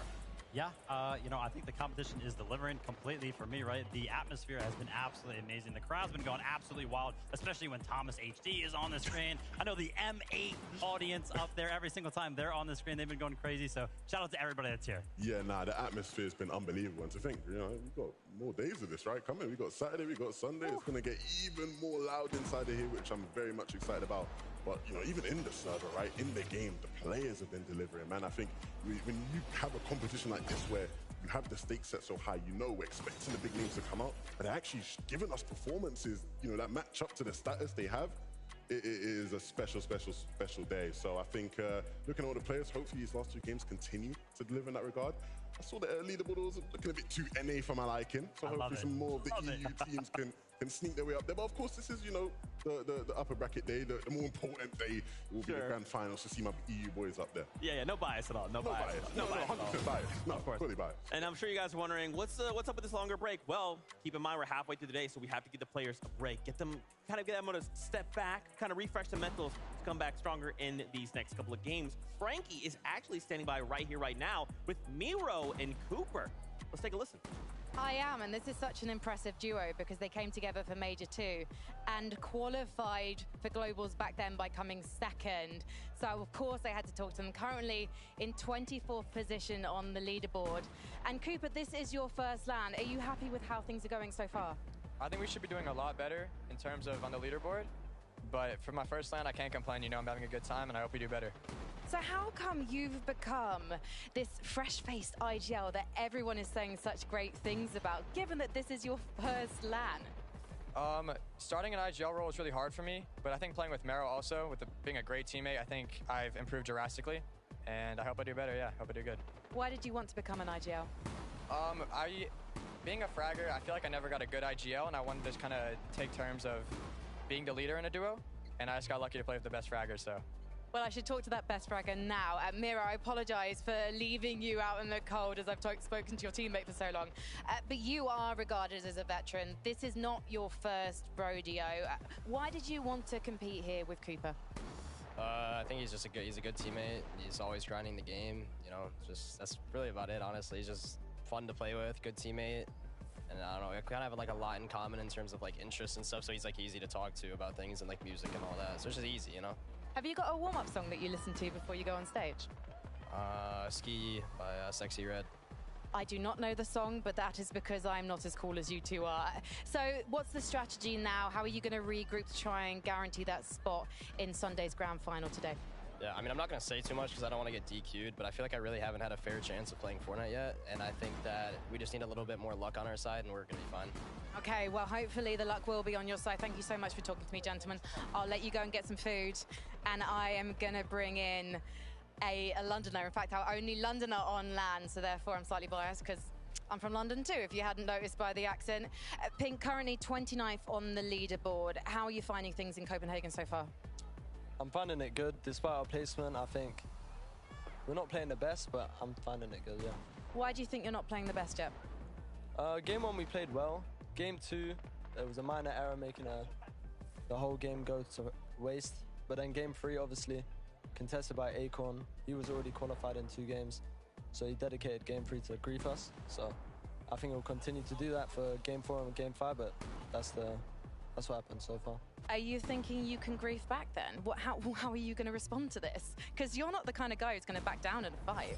I mean, at this point, they're qualified, so no matter what we do, they're through to the next round anyways. So it's more so a thing where got to let go of the grudge and just focus on ourselves now. So they're not in your head? No, not at all. And how are you finding things with Vico? Because you're a relatively new duo. You came together for Major number 3 and you pulled off what you needed to do to make it to Globals. But this was a surprising duo in some ways. So why do you think it's managed to come together so quickly?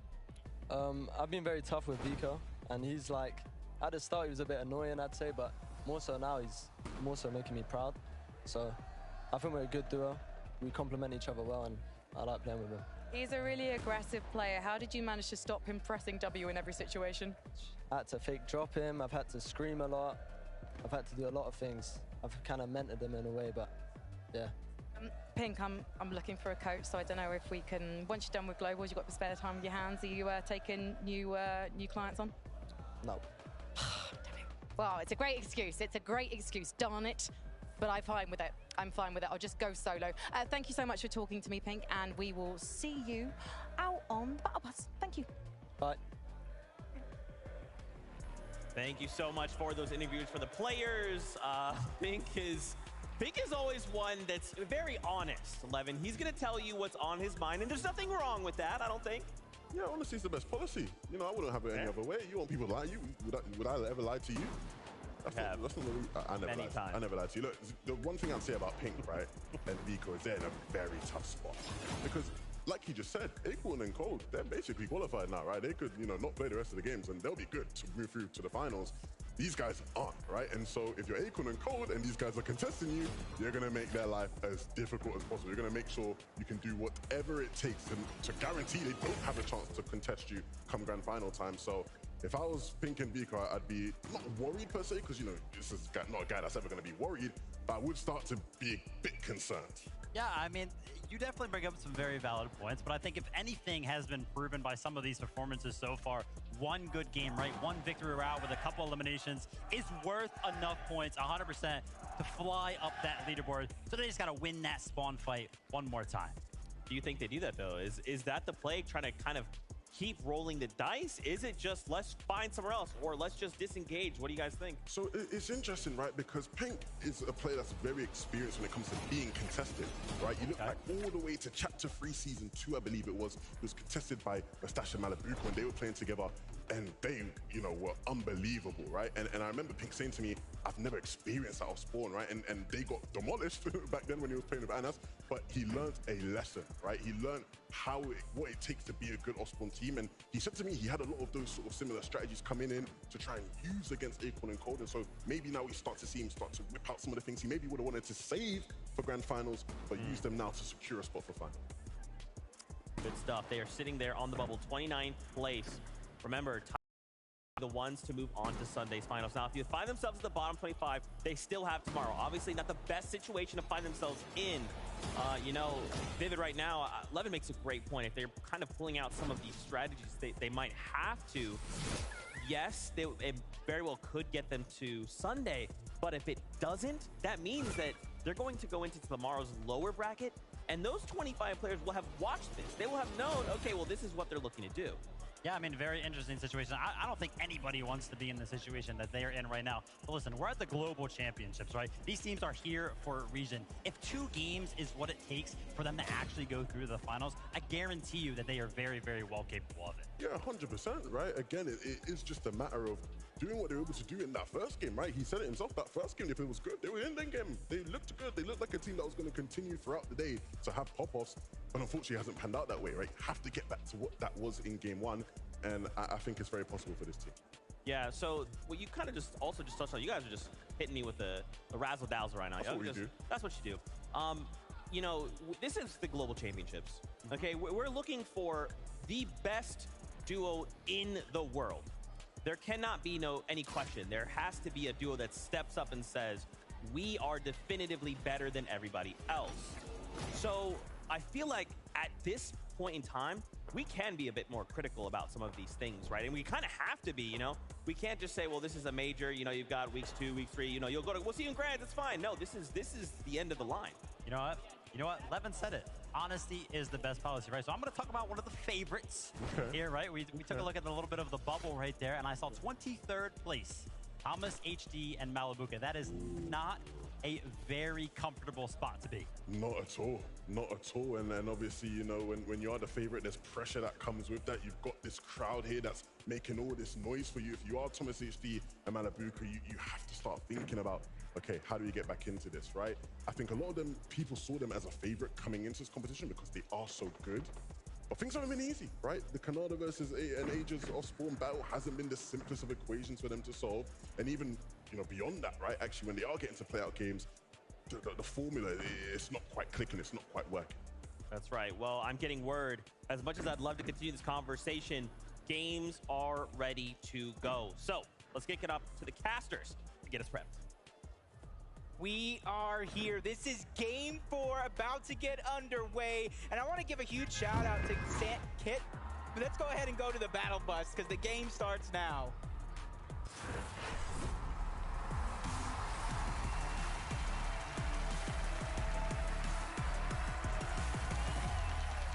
What I was gonna say is a shout out to Cammy and Seti. They had a little bit of a rough start to start the day, but they have shown it just takes one big game to get yourself inside of that top 25. And this being game 4, with only one game left after this, there's only a few spots left for those bubble teams to grab.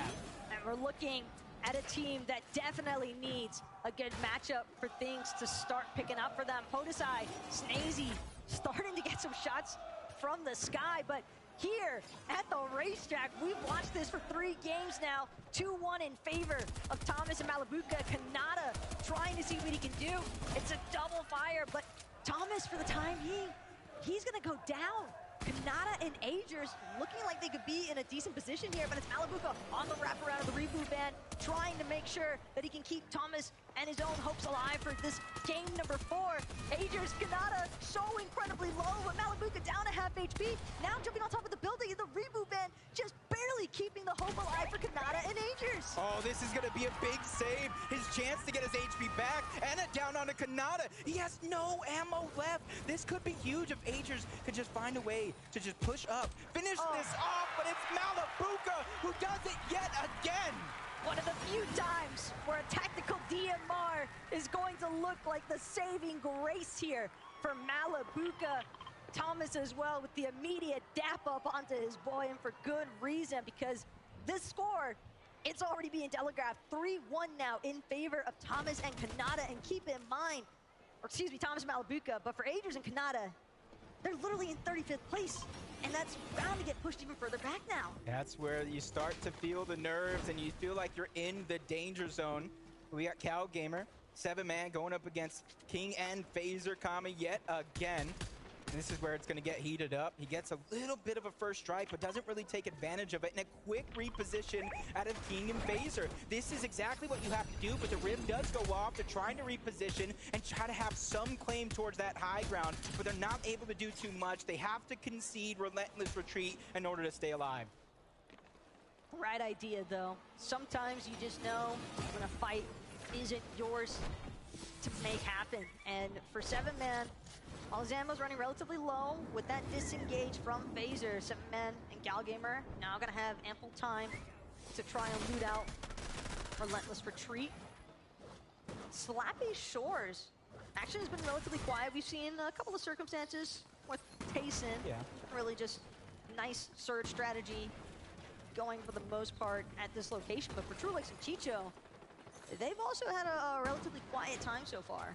Yeah, for them, they just got to start building up that confidence. Because even though they'd have the cushion that you could still fall into day 2, we were just talking about it, that's not something you even want to test. Anything can happen in that lower bracket. That's why it's paramount for these teams to qualify today, give themselves a break, a chance to readjust. And Bugha and Threats is one of those teams that's outside of that bubble. And I think that's something nobody would have expected coming into today. One thing that we've definitely noticed from the past 3 games that have played out so far, Threats and Bugha, they've never been a duo. They've never gotten a chance to actually participate in that late game circumstance together. So maybe here in game number 4, seems as though Threats is on a mission to write his own story. As some nice tags along the coast side, just south of Sanguine Suites. A lot of pressure being applied to the duo a little bit south of them. Yep, just like I was talking about with Cammy and Seti, just one big game. This could be the start that Bugha and Threats need to try to propel themselves, if not to the top of the leaderboard, at least inside of that top 25, and that'll give them that chance to readjust. P8 Zin, Kitos, they've been doing well so far as well, and that's something that you want to see. Even if you're qualified already, you want to keep up the pace, continue to build that confidence, because even though you might have Saturday off, you have to be prepared for Championship Sunday. $4 million on the line. That's not something to take lightly. And again, I think it doesn't necessarily have to be flashy, but for Thomas and Malabuka... I'm going far, I'm going far. I got spot. I'm dead, I think. 60 wide, I'm dead, they're both here. He's getting shot in the back though, One is running back to farm and one is trying to... They're gonna get siphoned for B. Farm the brick after. Toilet, here. Okay.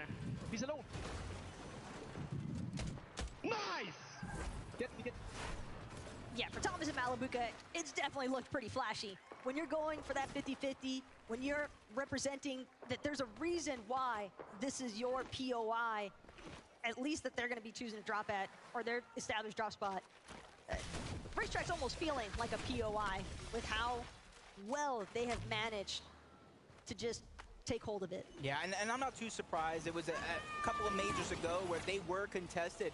And I wouldn't say it was the highest placing of a contested team ever, but it was one of the highest placings in an FNCS Grand Finals for a team while contested. So they've had that preparation throughout the year, and they're putting all that preparation here to the test. Just like Duke and Edgy, trying to pick up the pace here. They are your FNCS Grand Finals champions of the NA region as well. They already started off with 1 elimination, so you know they at least have some surge in their back pocket. But as the lobby and the games have shown throughout the day, you need more than just some surge. You need an ample amount of surge in order to survive this game. And for Duke and Edgy, they need a lot of points as well, because you have to remember they entered game 4 in that 46th position.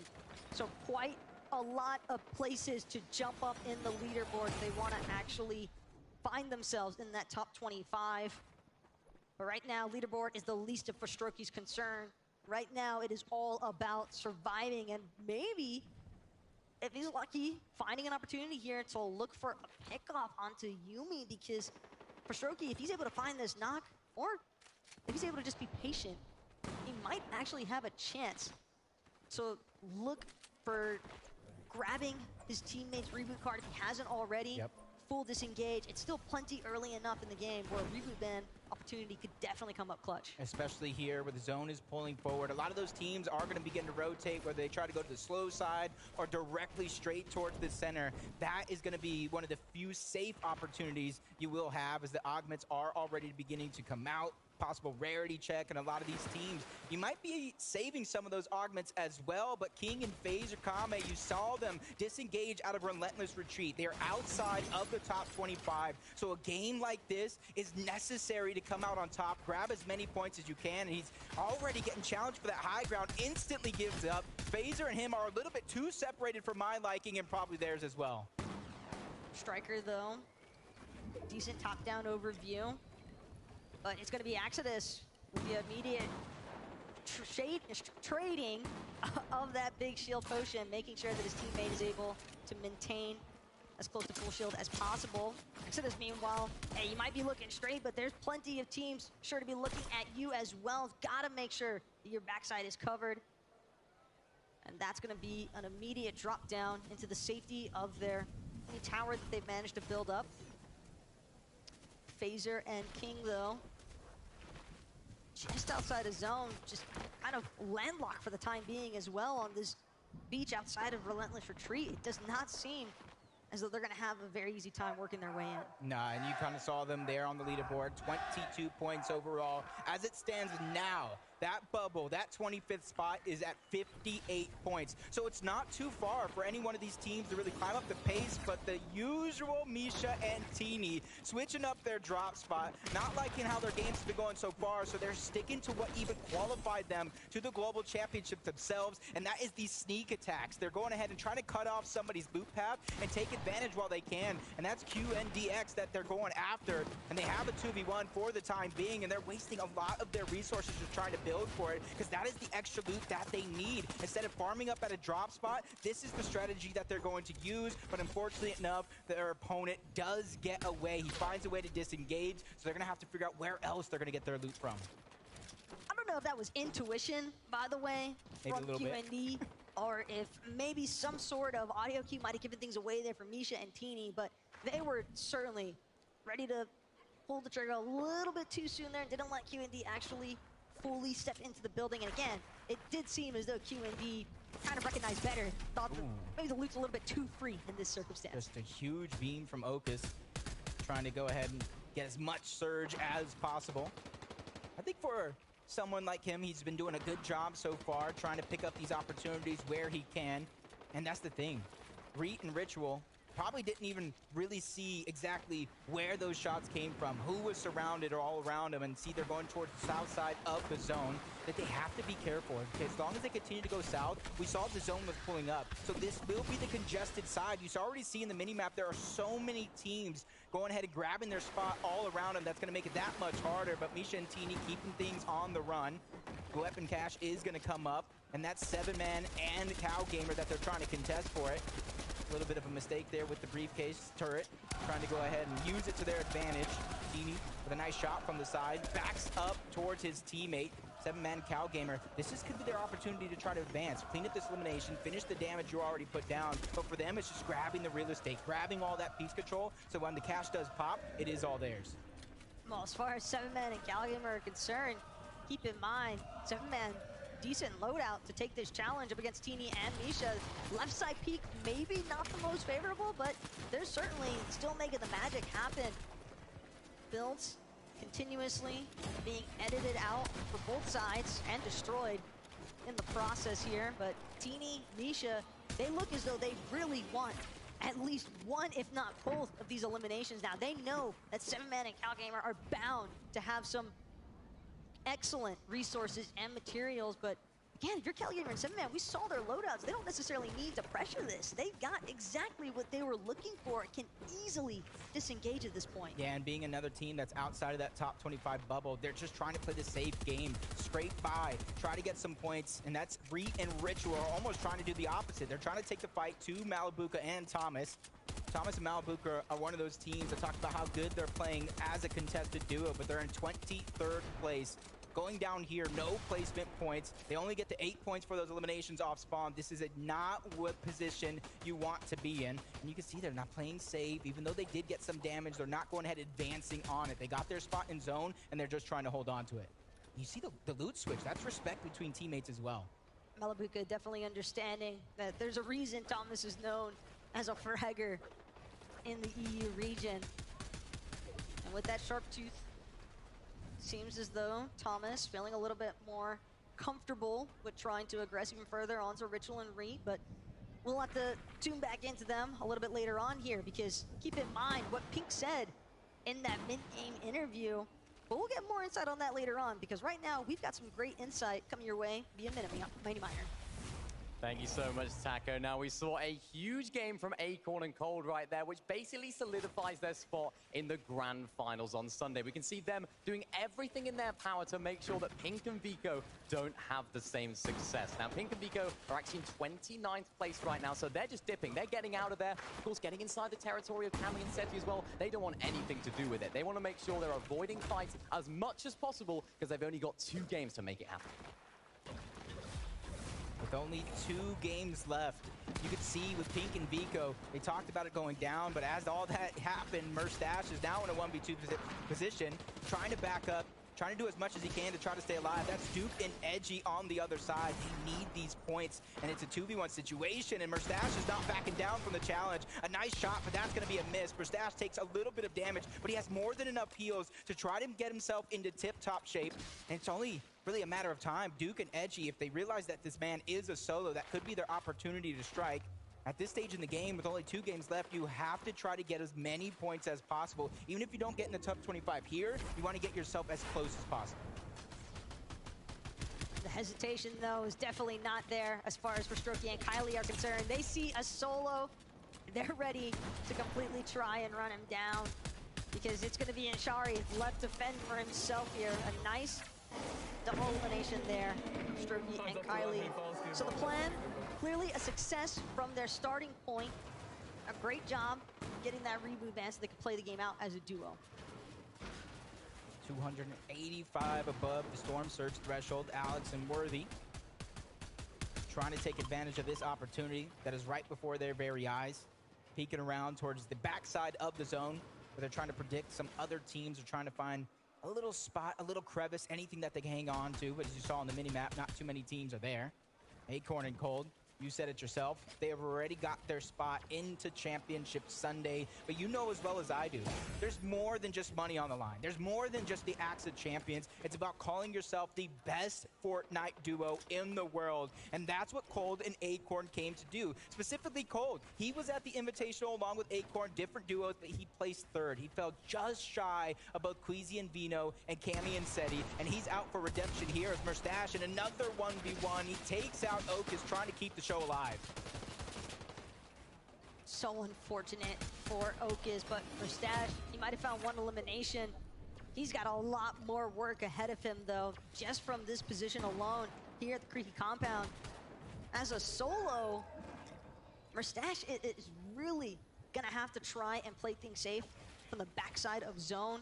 Probably gonna have to wait, recognizing the fact that there's some other teams around him, but no, actually, he can't afford to play safe, because the surge damage threshold has just tapped in. And with that in mind, Merstash now, it is essentially now or never. He's got to make a play. He's got to find some damage, and he is just barely managing to put himself into that safety net threshold. But he's looking to challenge for more.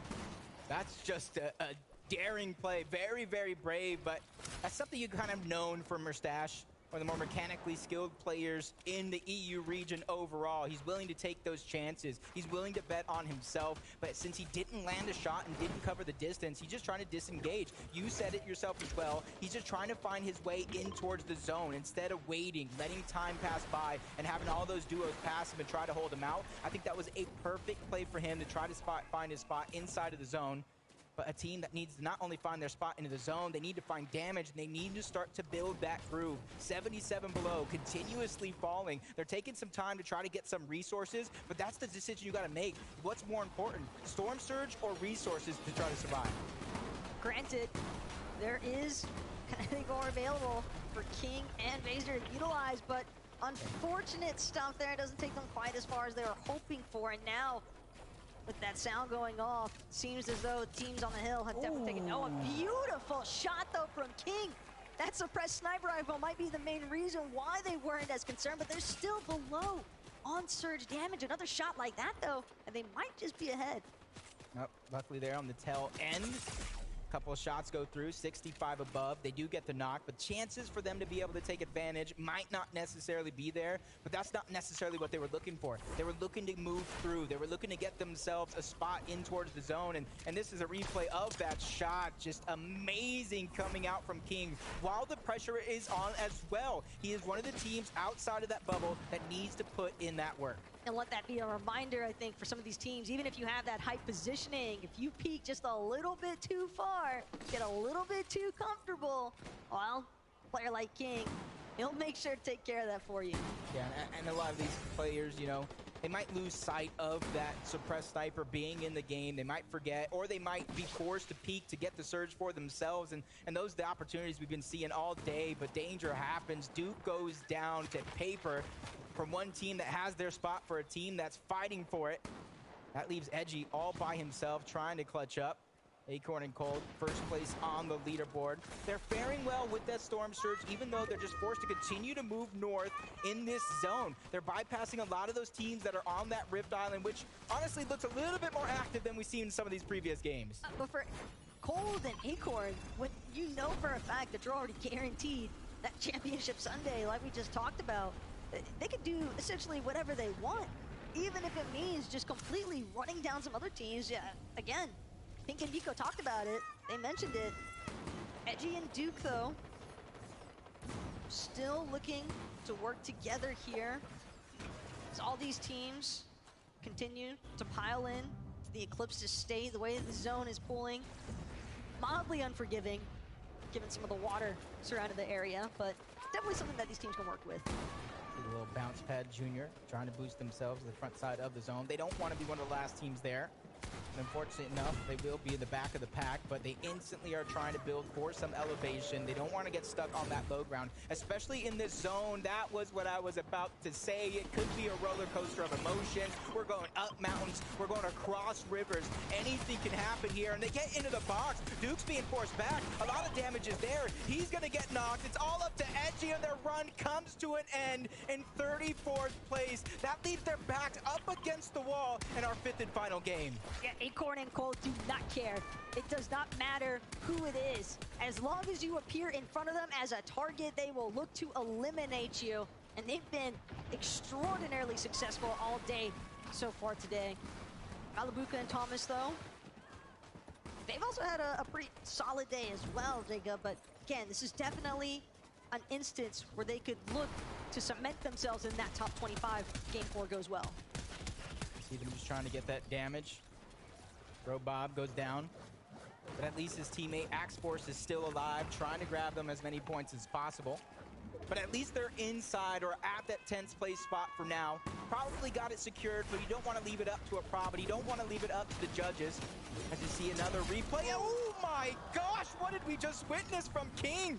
Does he go back to back? There is no way. This man is on fire. I dare anybody on that stage to try to step in his path now, because he's looking like an avalanche trying to demolish anything in his way. Look at the loadout, the double suppressed sniper rifle. He's even got the sniper surplus augment to boot, and he is making fantastic work of it. But Strokey and Kylie, I am so sorry, but King, actually, that's his turf. You back a dog into a corner. This is exactly what is going to happen. They realize the pressure that they're under. They realize what's at stake. Even though they do have tomorrow if they fall short, that's not something anybody wants to stress about. You finish the job here, you get it done, you give yourself a break, a chance to relax and VOD review. Blaha, Mixon, another one of our teams that we've seen do great things throughout the year. 157 above the damage threshold, even though that might not seem like a lot, but from what we've seen like from the lobby, there's a lot of teams that are around those similar numbers, but luckily for everybody, if it turns off for now, even though it wasn't a far rotation with the bounce pad junior, it's just step by step. That's the way a lot of teams got to take it, just one foot in front of the other. And for Blaha and Mixon, it's certainly one tarp in front of the other as they keep trying to make their way forward. Look at Cammy and Seti, though, all the way at the very top of Eclipse Estate. And this is some primo real estate if you are Cammy and Seti.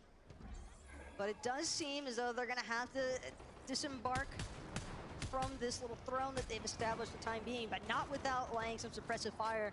So everyone below them first. Yeah, and leaderboard, kind of see the top side of what's going on. But 19th, 20, 21st place, down. 24th place, down. 26th place, even down. So if you're outside of that bubble for now, this is your chance to shine. This is your chance to pick up those points. And you kind of saw it at the start of the day with Queasy and Vino. 90-plus points for that Victory Royale combined with 7 eliminations, so anything is definitely possible. And that's why Bugha and Threats are putting themselves to the test now. They have 4 eliminations and barely any placement points just left. There's 24th place and 24 teams still left alive, so there's still so many possible points up for grabs. But the best part is, Threats and Bugha, they're as we enter this late game, which is something we have not really had a chance to see from this duo all day today. It's been repetitive as far as solo clutch circumstances are concerned, and they just haven't really been able to bring anything to fruition because of that. Pink and Vico, though, under a lot of pressure here from Malibuca and Thomas. So many other teams surrounding them. Sometimes it can be really difficult to tell just which direction your builds are actually getting targeted from. They survived the off-spawn battle between Acorn and Cold. This is their chance to shine, even though they don't have much to work with. We've seen them do amazing things before. Vico, one of the more aggressively skilled players, and forget on top of the world when it comes to Fortnite. They're going astronomical, building off of the moon towards Relentless Retreat, trying to hold on to their high ground. They have the rocket ram for backup as well. So if anybody looks up, tries to chop them down, they do have a plan B. Pink getting a couple more eliminations. Thomas, Malibuca, bypassing everybody else. They're trying to stay to the front side of the zone, looking back only when they have to. They have their eyes set on the prize for now. But I wonder if anybody realizes just how far up Cammy and Seti are. Vico, he needed a refresh instead. He'll find himself waiting for game number 5 to begin. As Seti, Cammy, we see Seti up so right now with the rocket grab. Who he comes crashing down on is another story to be decided, because Yamzo and Rise, they're under fire right now. Yamzo's gonna drop all the way to the water. Realizes, tries to escape, but not able to. Mixon and Blaha instead, the only ones seemingly able to continue pressing forward in this mid-low ground layer. 4 solos running around this lobby full of duos. Queasy and Vino, again, these guys are impressive, consistently finding a way to go for that high ground. Just a test here, just like in the first game, they're looking to hold on to it, get that Victory Royale. Another elimination being found by Malibuca. Their total as a team does move up to 5. 12 teams remain. These are the points that they were looking for. They started this game in 23rd place. This game alone, if they come out on top, could qualify them to Championship Sunday, but the fight continues. Cold and Acorn just trying to tear everybody down, even if that means it's their NA counterpart as Pars and Baka fall. If there's one thing that Cold loves to do, it's play disruptor on the low ground layers. Because now Seti, Cammy, they're actually going to be able to retake height, because Queasy and Veno, they're no longer here. At some point, they winded up falling. Queasy himself potentially eliminated from this match. We're seeing everyone below, Cammy and Seti, just doing what they can to stay alive. But Thomas and Malibuca, they have been on a rampage in these lower layers. Yep. Cammy gets another one onto Muzz, finding him as a solo. Another player is going to drop. Sphinx and Poyo, who absolutely came out of nowhere on the NA region to claim their spot here in Major 2. But they don't want just the spot. They want to take over. Thomas finds another elimination, taking down Seti. Now the high ground has changed, and they're trying to keep it for themselves. Acorn gets sniped out of the air with the Sharptooth, and now we're into our final 4 teams left alive. But 2 of them are solos. One of them is Cammy. He's trying to do what he can to try to bypass with that men miss, falling down low to the low ground. He goes down. A 2v2 situation. Sphinx and Poyo drop them into the palm of their hands, but a nice shot's going to be traded off. But a down onto Thomas, and they take the game. NA on top, thanks to Poyo and Sphinx. What a massive comeback, though, from Pollo and Spinks. I mean, 12 eliminations.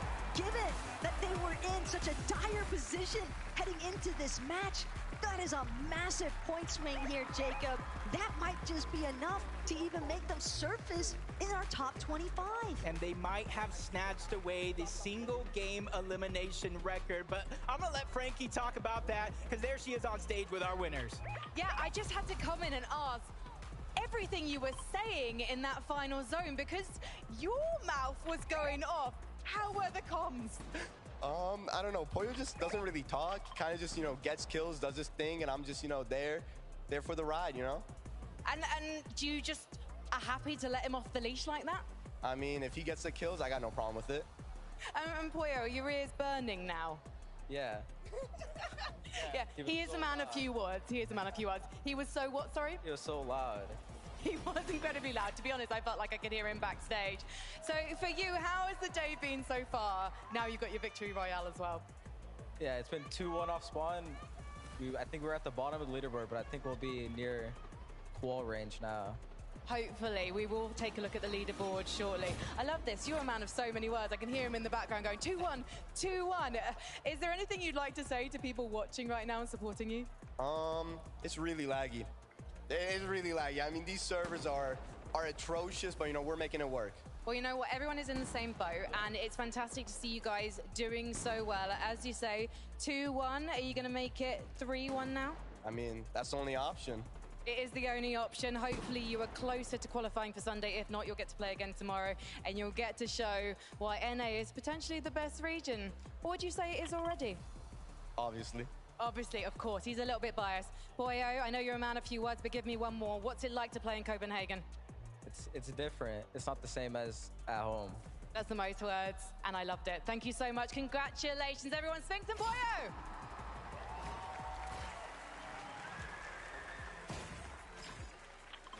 Well, Evan. NA on top. What do you have to say now? Look, I just want to start by saying I love how Pollo just won the game, hype moment, and all he's thinking is like, can Spinks just stop talking? He's talking too much. Like, can you just pipe down a bit, mate. That's his only concern about that game. All I have to say is, right, after that, Thomas HD and Malibuku were popping off. It looked like they were going to win the game. The crowd was getting loud. When Spinks win the game, everyone's just like, what did we just watch? Like, the shots Spinks and Pollo were just hitting at the end there, Vivid. Insane. From the low ground as well. And yeah, I mean, you got to give the positional advantage there 100% to Thomas, HD, and Malibuku, right? High ground is usually what wins games in Fortnite. But the shots, like you mentioned, I mean, it's just too clean. And usually, I give my respect to Acorn and Cold because usually they're so good on the low ground. Pollo and Spinks, they're looking a little bit better, especially in this game, because they were just getting elimination after elimination. Boom. That's the winning shot right there. You make it a 2v1, clean it up easy.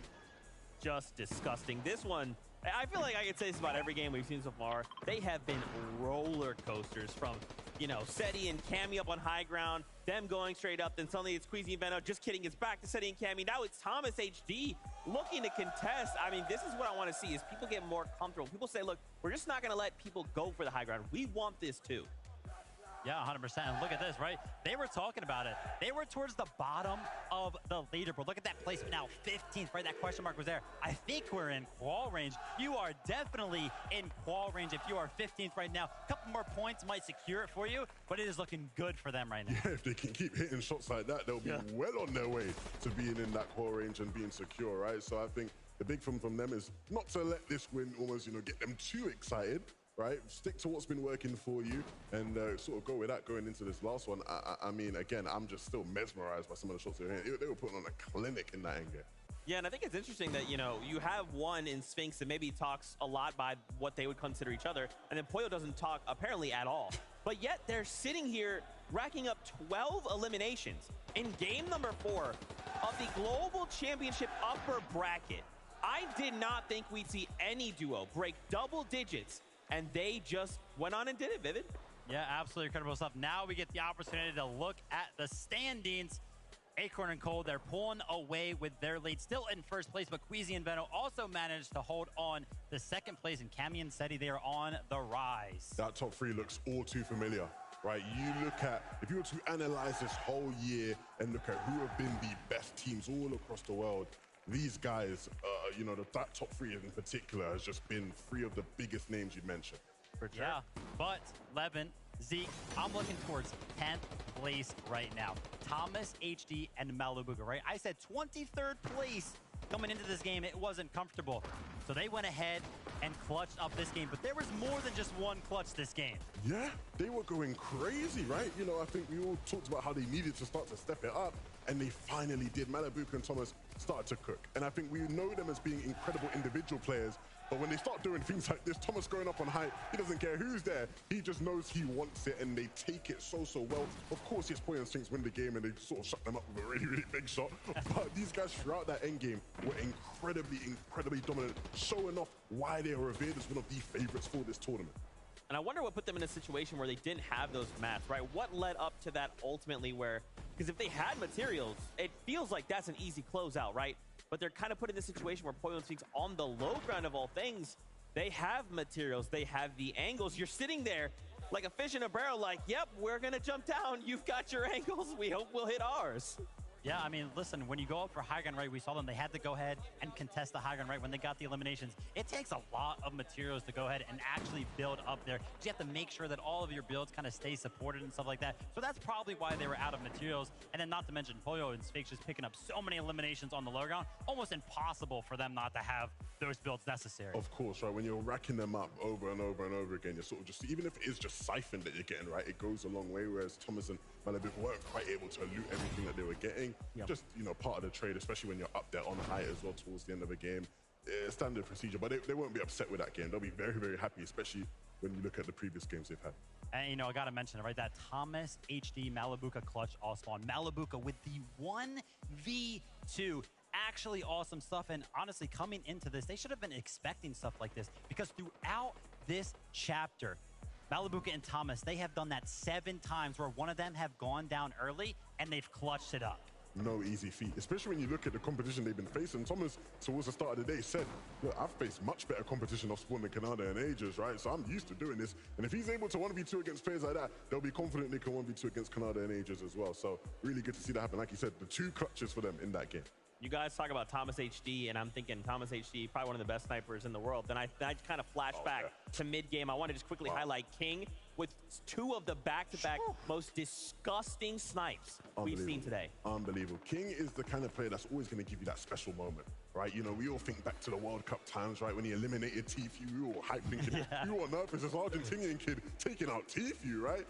Here again today. We expect Thomas HD to be the sniper machine. King sitting everybody down. You were saying it during the game, right? They were 200 down below Surge. Yeah. And then a couple minutes later, they're 600 above. That's ridiculous, all from his snipes alone.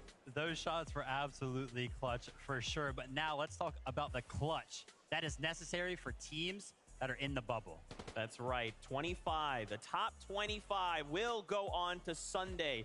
Take a look right now. M. Sherry and Rue sitting on that bubble. 68 points is the minimum going into these next games. Just take a look at some of the names, even just down there in 30th, right? Cooper and Miro right there on the bubble.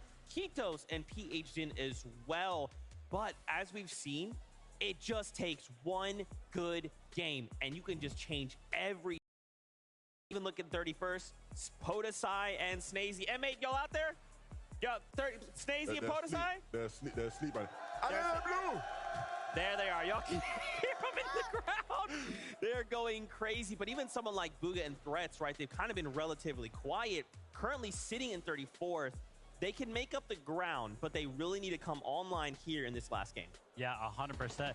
You know, we are at the Global Championship, right? Let's talk about regional representation in that top 5 or top 25 right now.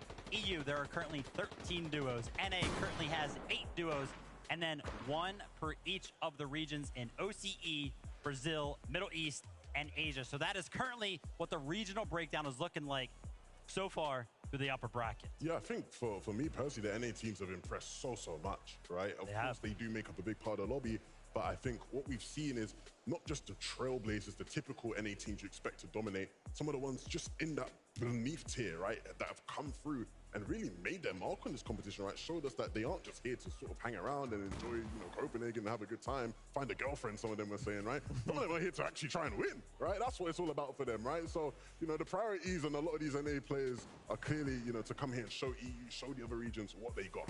Yeah, and we kind of talked about this back in Major 2, right? At the end of it, I asked you the question, Levin, do you think NA hangs if we get to globals? At the time, it was no, right? And I think for a lot of players in NA, they're thinking, okay, 11-2K, we'll see you at LAN then. Because it feels like NA is playing with a chip on their shoulder. And I also kind of want to play a little bit of devil's advocate. What if we're revealing strategies a little too soon? What if EU is like, yeah, you guys are ahead. That's cool. Then Championship Sunday, they're like, okay, so we were just holding it all back. We were letting you play out there thinking you had something. It's all a show. Maybe not an element of showing strats too early, but definitely let's not get ahead of ourselves, right? It's just day one. It's just the upper bracket, right? The finals coming, right? And that's when we got to be looking at the leaderboard and really going, okay, how are the NA teams doing? How are the EU teams doing? I think once we get to that point, Zeke, that's when we can really start to give that analysis of, regionally around the world, who looks the strongest. I'm still going to say the EU boys, right? But there are some top NA teams out there that are showcasing that they can hang with anyone. Yeah, man. I mean, listen, NA teams are finding themselves out there. I'm very happy to see so far the performance out of some of the top ones. Okay. Let's take a look at some of the stats we're seeing here out of the competition so far. This is the upper bracket. Let's break it down by the numbers. Currently, as we look at this list. Okay. Most eliminations. Here we go. Acorn and Cold, that's not surprising, right? They're currently sitting in that #1 spot. It makes sense. Queasy and Veno right behind, though. Do you guys feel like this is the level of aggression we would see coming into day #1 of the competition?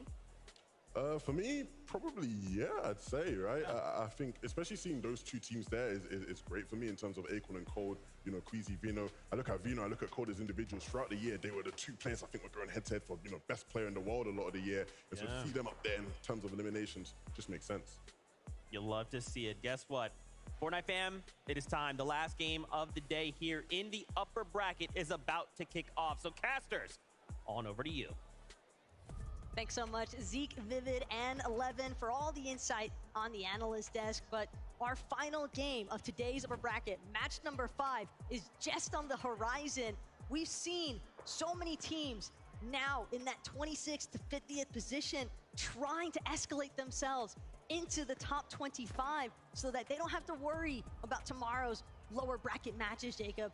They want to make sure that they are already guaranteed for Championship Sunday. Yeah, and if you look at that leaderboard, as our analyst broke it down, some teams, they just have to do the bare minimum. Other teams, they need a top placement, and then some teams need a win and you're in scenario. And I just want to go ahead and talk about Kanata and Agers, Thomas and Malabuka. Thomas and Malabuka have narrowly clinched their spot. You saw them into the top 10. Kanata and Aegis around 39th place. They're one of the teams I'm talking about, a top 10 finish, but they have to be able to survive that off-spawn battle, which hasn't really been going their way today. Even just now, we saw the collection of players just outside of where Queasy and Veno are sitting. I mean, it was Threats. We also saw Kanata there, and the conversation that he looked like he was having with Thomas, maybe he's like, hey, man, chill on me at that drip bridge, because this 50-50 is not the kind of 50-50 that Kanata and Aegis were hoping for at the start of today.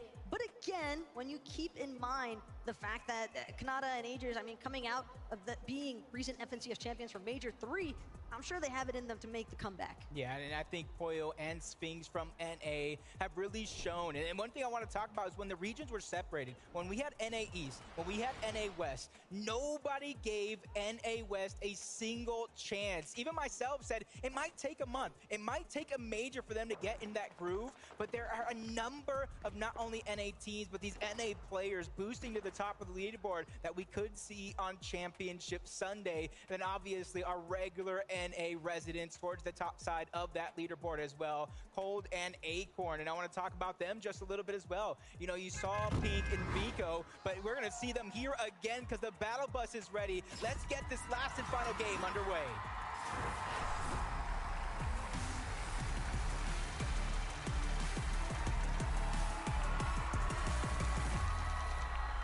It has been a beautiful day so far of matches containing our 50 teams here in the upper bracket. some of the strongest teams even from their respective regions, but only 25 can actually break through and guarantee themselves a seat on that battle bus for Championship Sunday. We've seen a handful of them in the top 10 feeling relatively safe, but the relief can't come quick enough for those teams just outside the top 25. And I can count at the top of my head at least 3 of these off-spawn battles that would decide if a team goes towards the lower bracket or at least gives themselves a chance to get to that top 25 to earn that Championship Sunday spot themselves. And this is going to be one of them. Malibuca and Thomas, Agers and Ganada, and judging by their elevation, it is on. It's looking like Agers might have the beat on the punch, though. Agers and Kanata quicker as far as the drop is concerned. Opening of the chest, but it's a tactical DMR here that Kanata's got to work with, trying to break Thomas's initial builds. Agers gonna follow it up with the Maven Auto. That's gonna be Thomas down for the count. 1 knock already. Agers taking full advantage of the Siphon as well.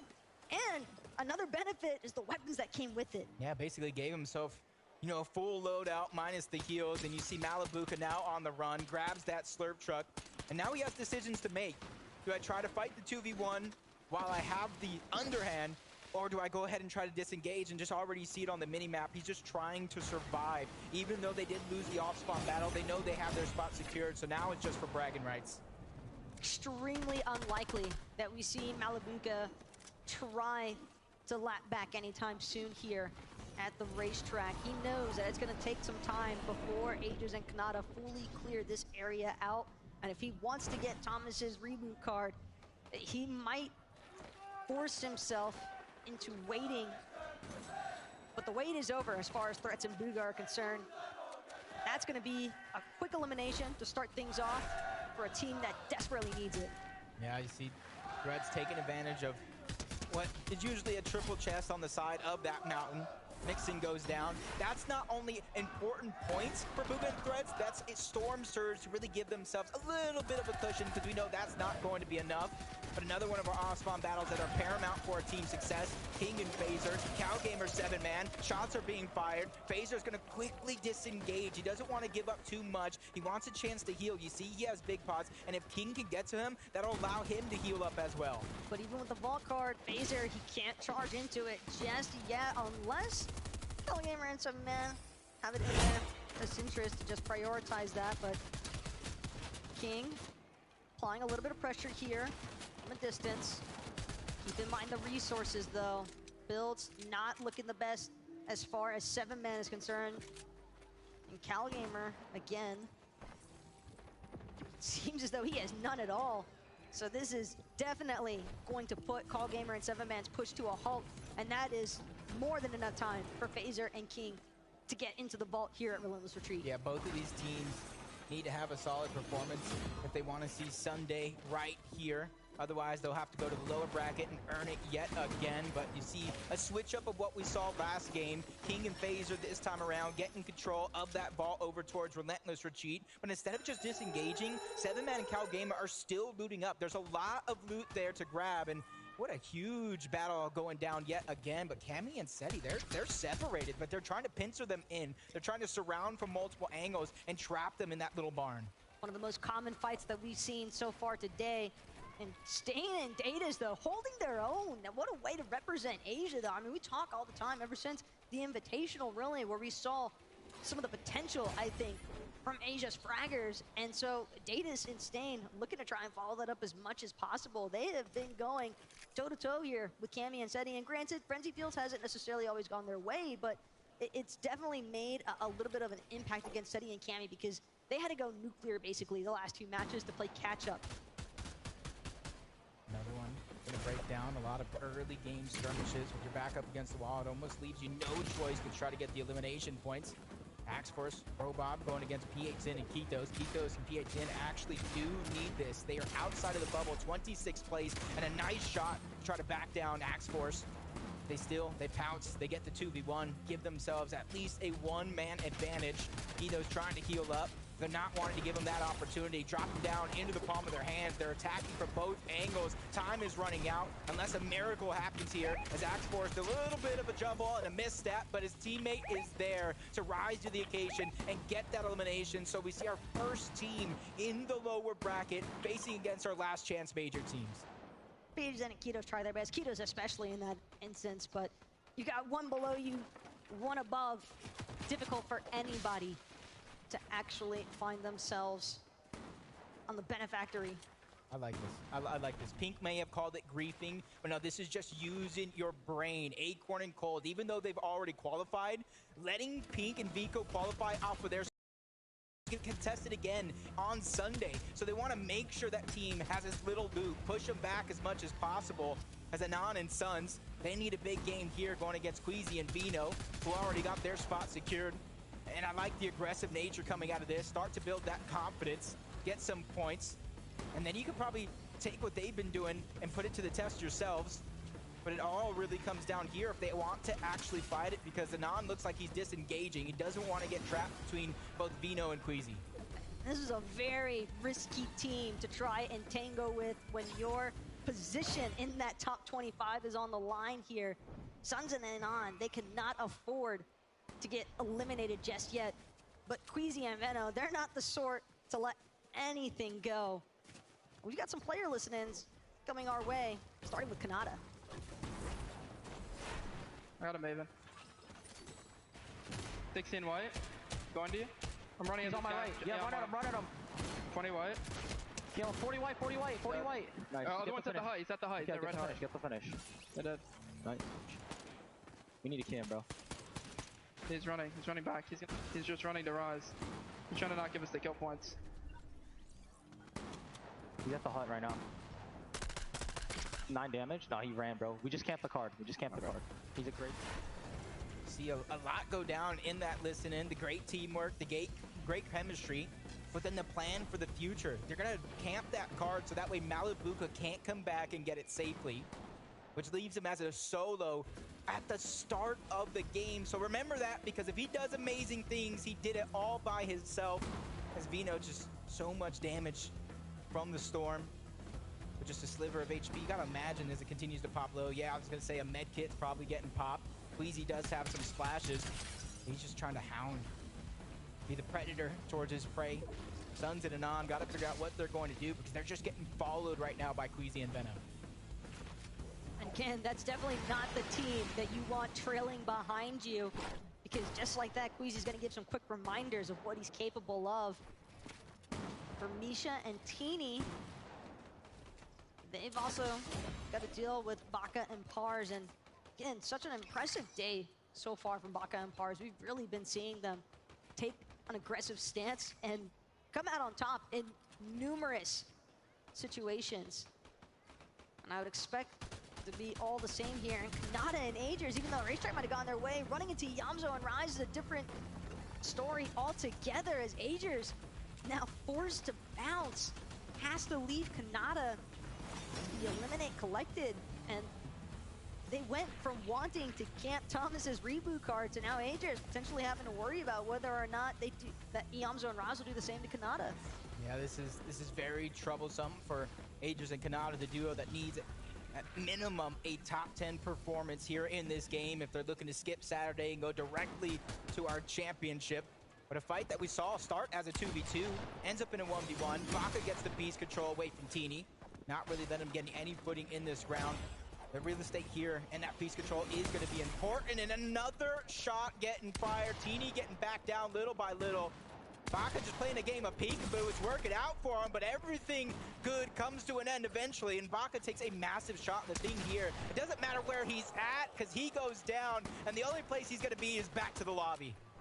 That was a huge shot here for Teeny, but it's not over just yet.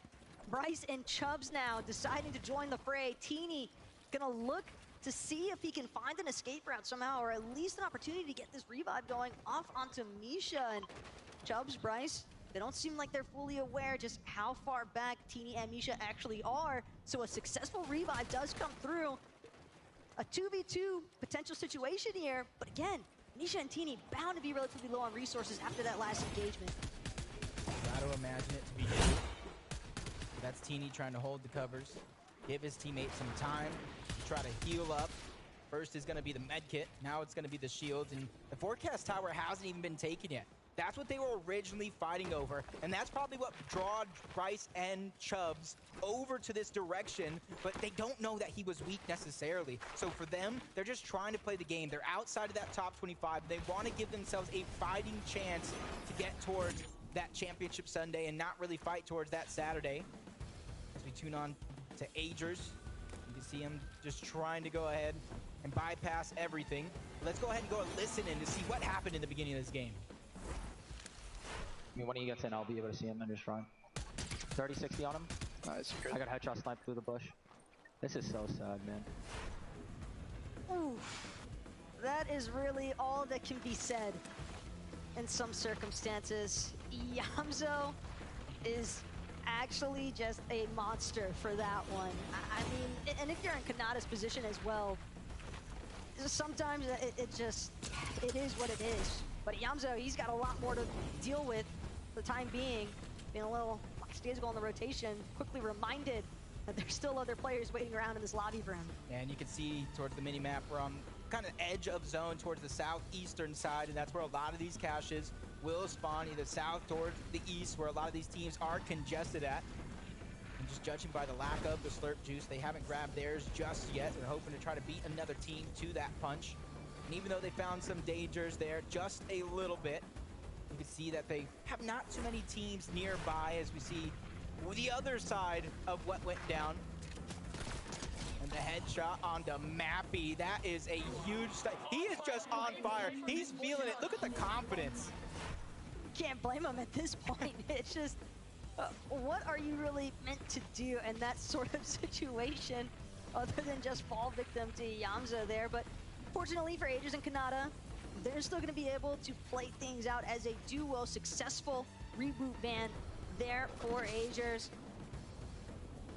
The health replenish as well. Got a handful of slash splashes left to work through. So it's seeming as though the dream is still alive for Agers and Kanata. For now, at the very least, but sometimes those are the wake-up calls you need, especially when you know it's our fifth and final game of the day. And while they're facing all that madness on that side of the map, Bugha and Threats sticking to what they know works, which is those slow side rotations. They found themselves towards the top side of the zone and kind of just looking. There's not too many teams in their mini-map. And if you look even further, there's only about 3 teams directly in front of them. So they got themselves a safe spot as long as they continue to pull that zone. And my only question, Taco, is going to be how much surge do they have? Because if they're on the slow side, there's not going to be many opportunities to grab it. That's exactly what I wanted to bring up, because with only 1 elimination, and from what we've been seeing consistently throughout the day, there have been circumstances where teams have had several or more eliminations and still found themselves just barely above that surge damage threshold. So if Bugha and Threats making these dead side rotations, yeah, you might have the best positioning in the world, but it doesn't really mean a whole lot if you don't have any damage with it, because then you still have to compromise your positioning ultimately just to find some damage. That's Damage big. is something they do plenty here for Acorn and Cold. Gonna say that was big, but it comes to an end yet again, and Pink and Vico outside of that top 25. So I think Cold and Acorn have defended their drop spot. They're actually in 24th place. They have 74 points. That's gonna be a tough one to watch. Eyes on Cooper and Miro as well. One of our teams in that 28th position, but for the team on our screen right now, Vaniac and Karmi, they've also got to ensure that they're able to stay within this top 25, because again, just barely being above as far as the points are concerned, it does not leave you in a guaranteed position. There are ample teams that could look to leapfrog over you if you aren't careful.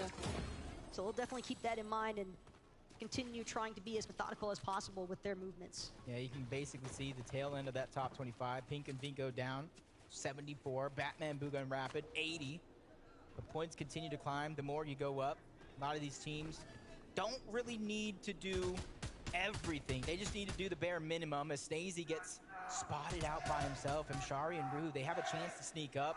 Snazy's all by himself. Podesai, we already saw him go down earlier on in the game. The strike from above, the sneak attack, and it's worked to perfection. Mshari and Rue, they get that elimination, and that's huge because they were the team in the 25th spot. They started the game with 68 points.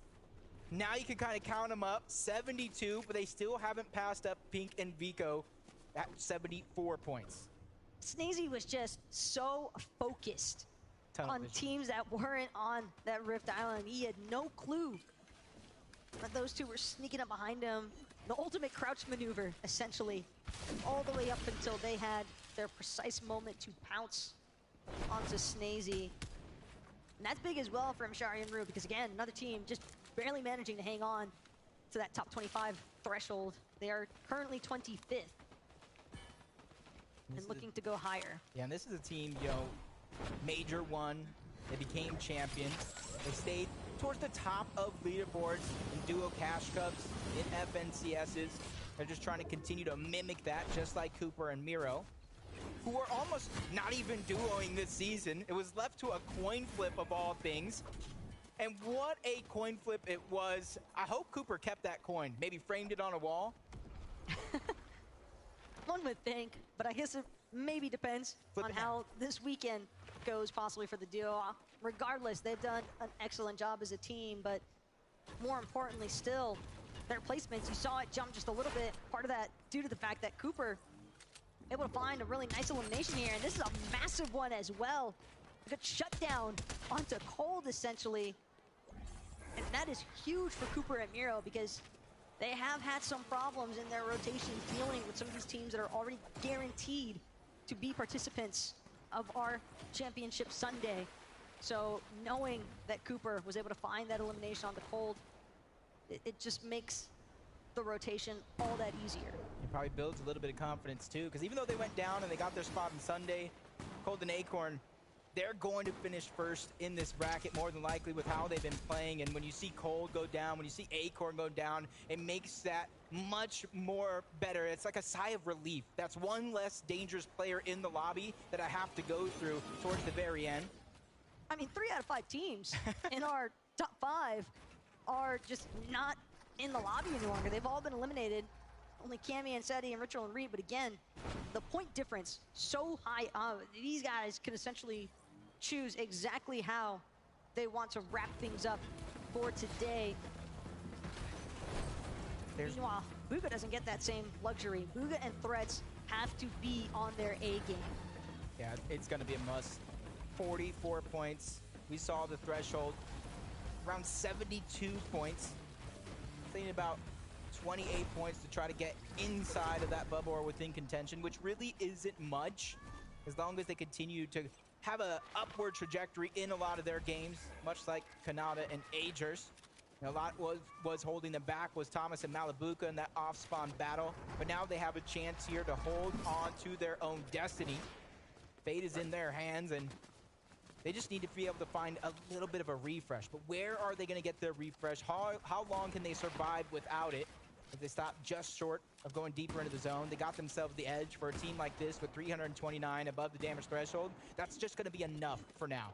Considering that Agers had to get a reboot off onto Kanata, they were a little bit of shambles. Yeah. When you think about how this game started out for them, sure, that initial 50-50 might have been relatively successful. Granted, they would have definitely loved the double elimination factor there, only getting one onto Thomas, Malabuka forcibly retreating, but it is an endeavor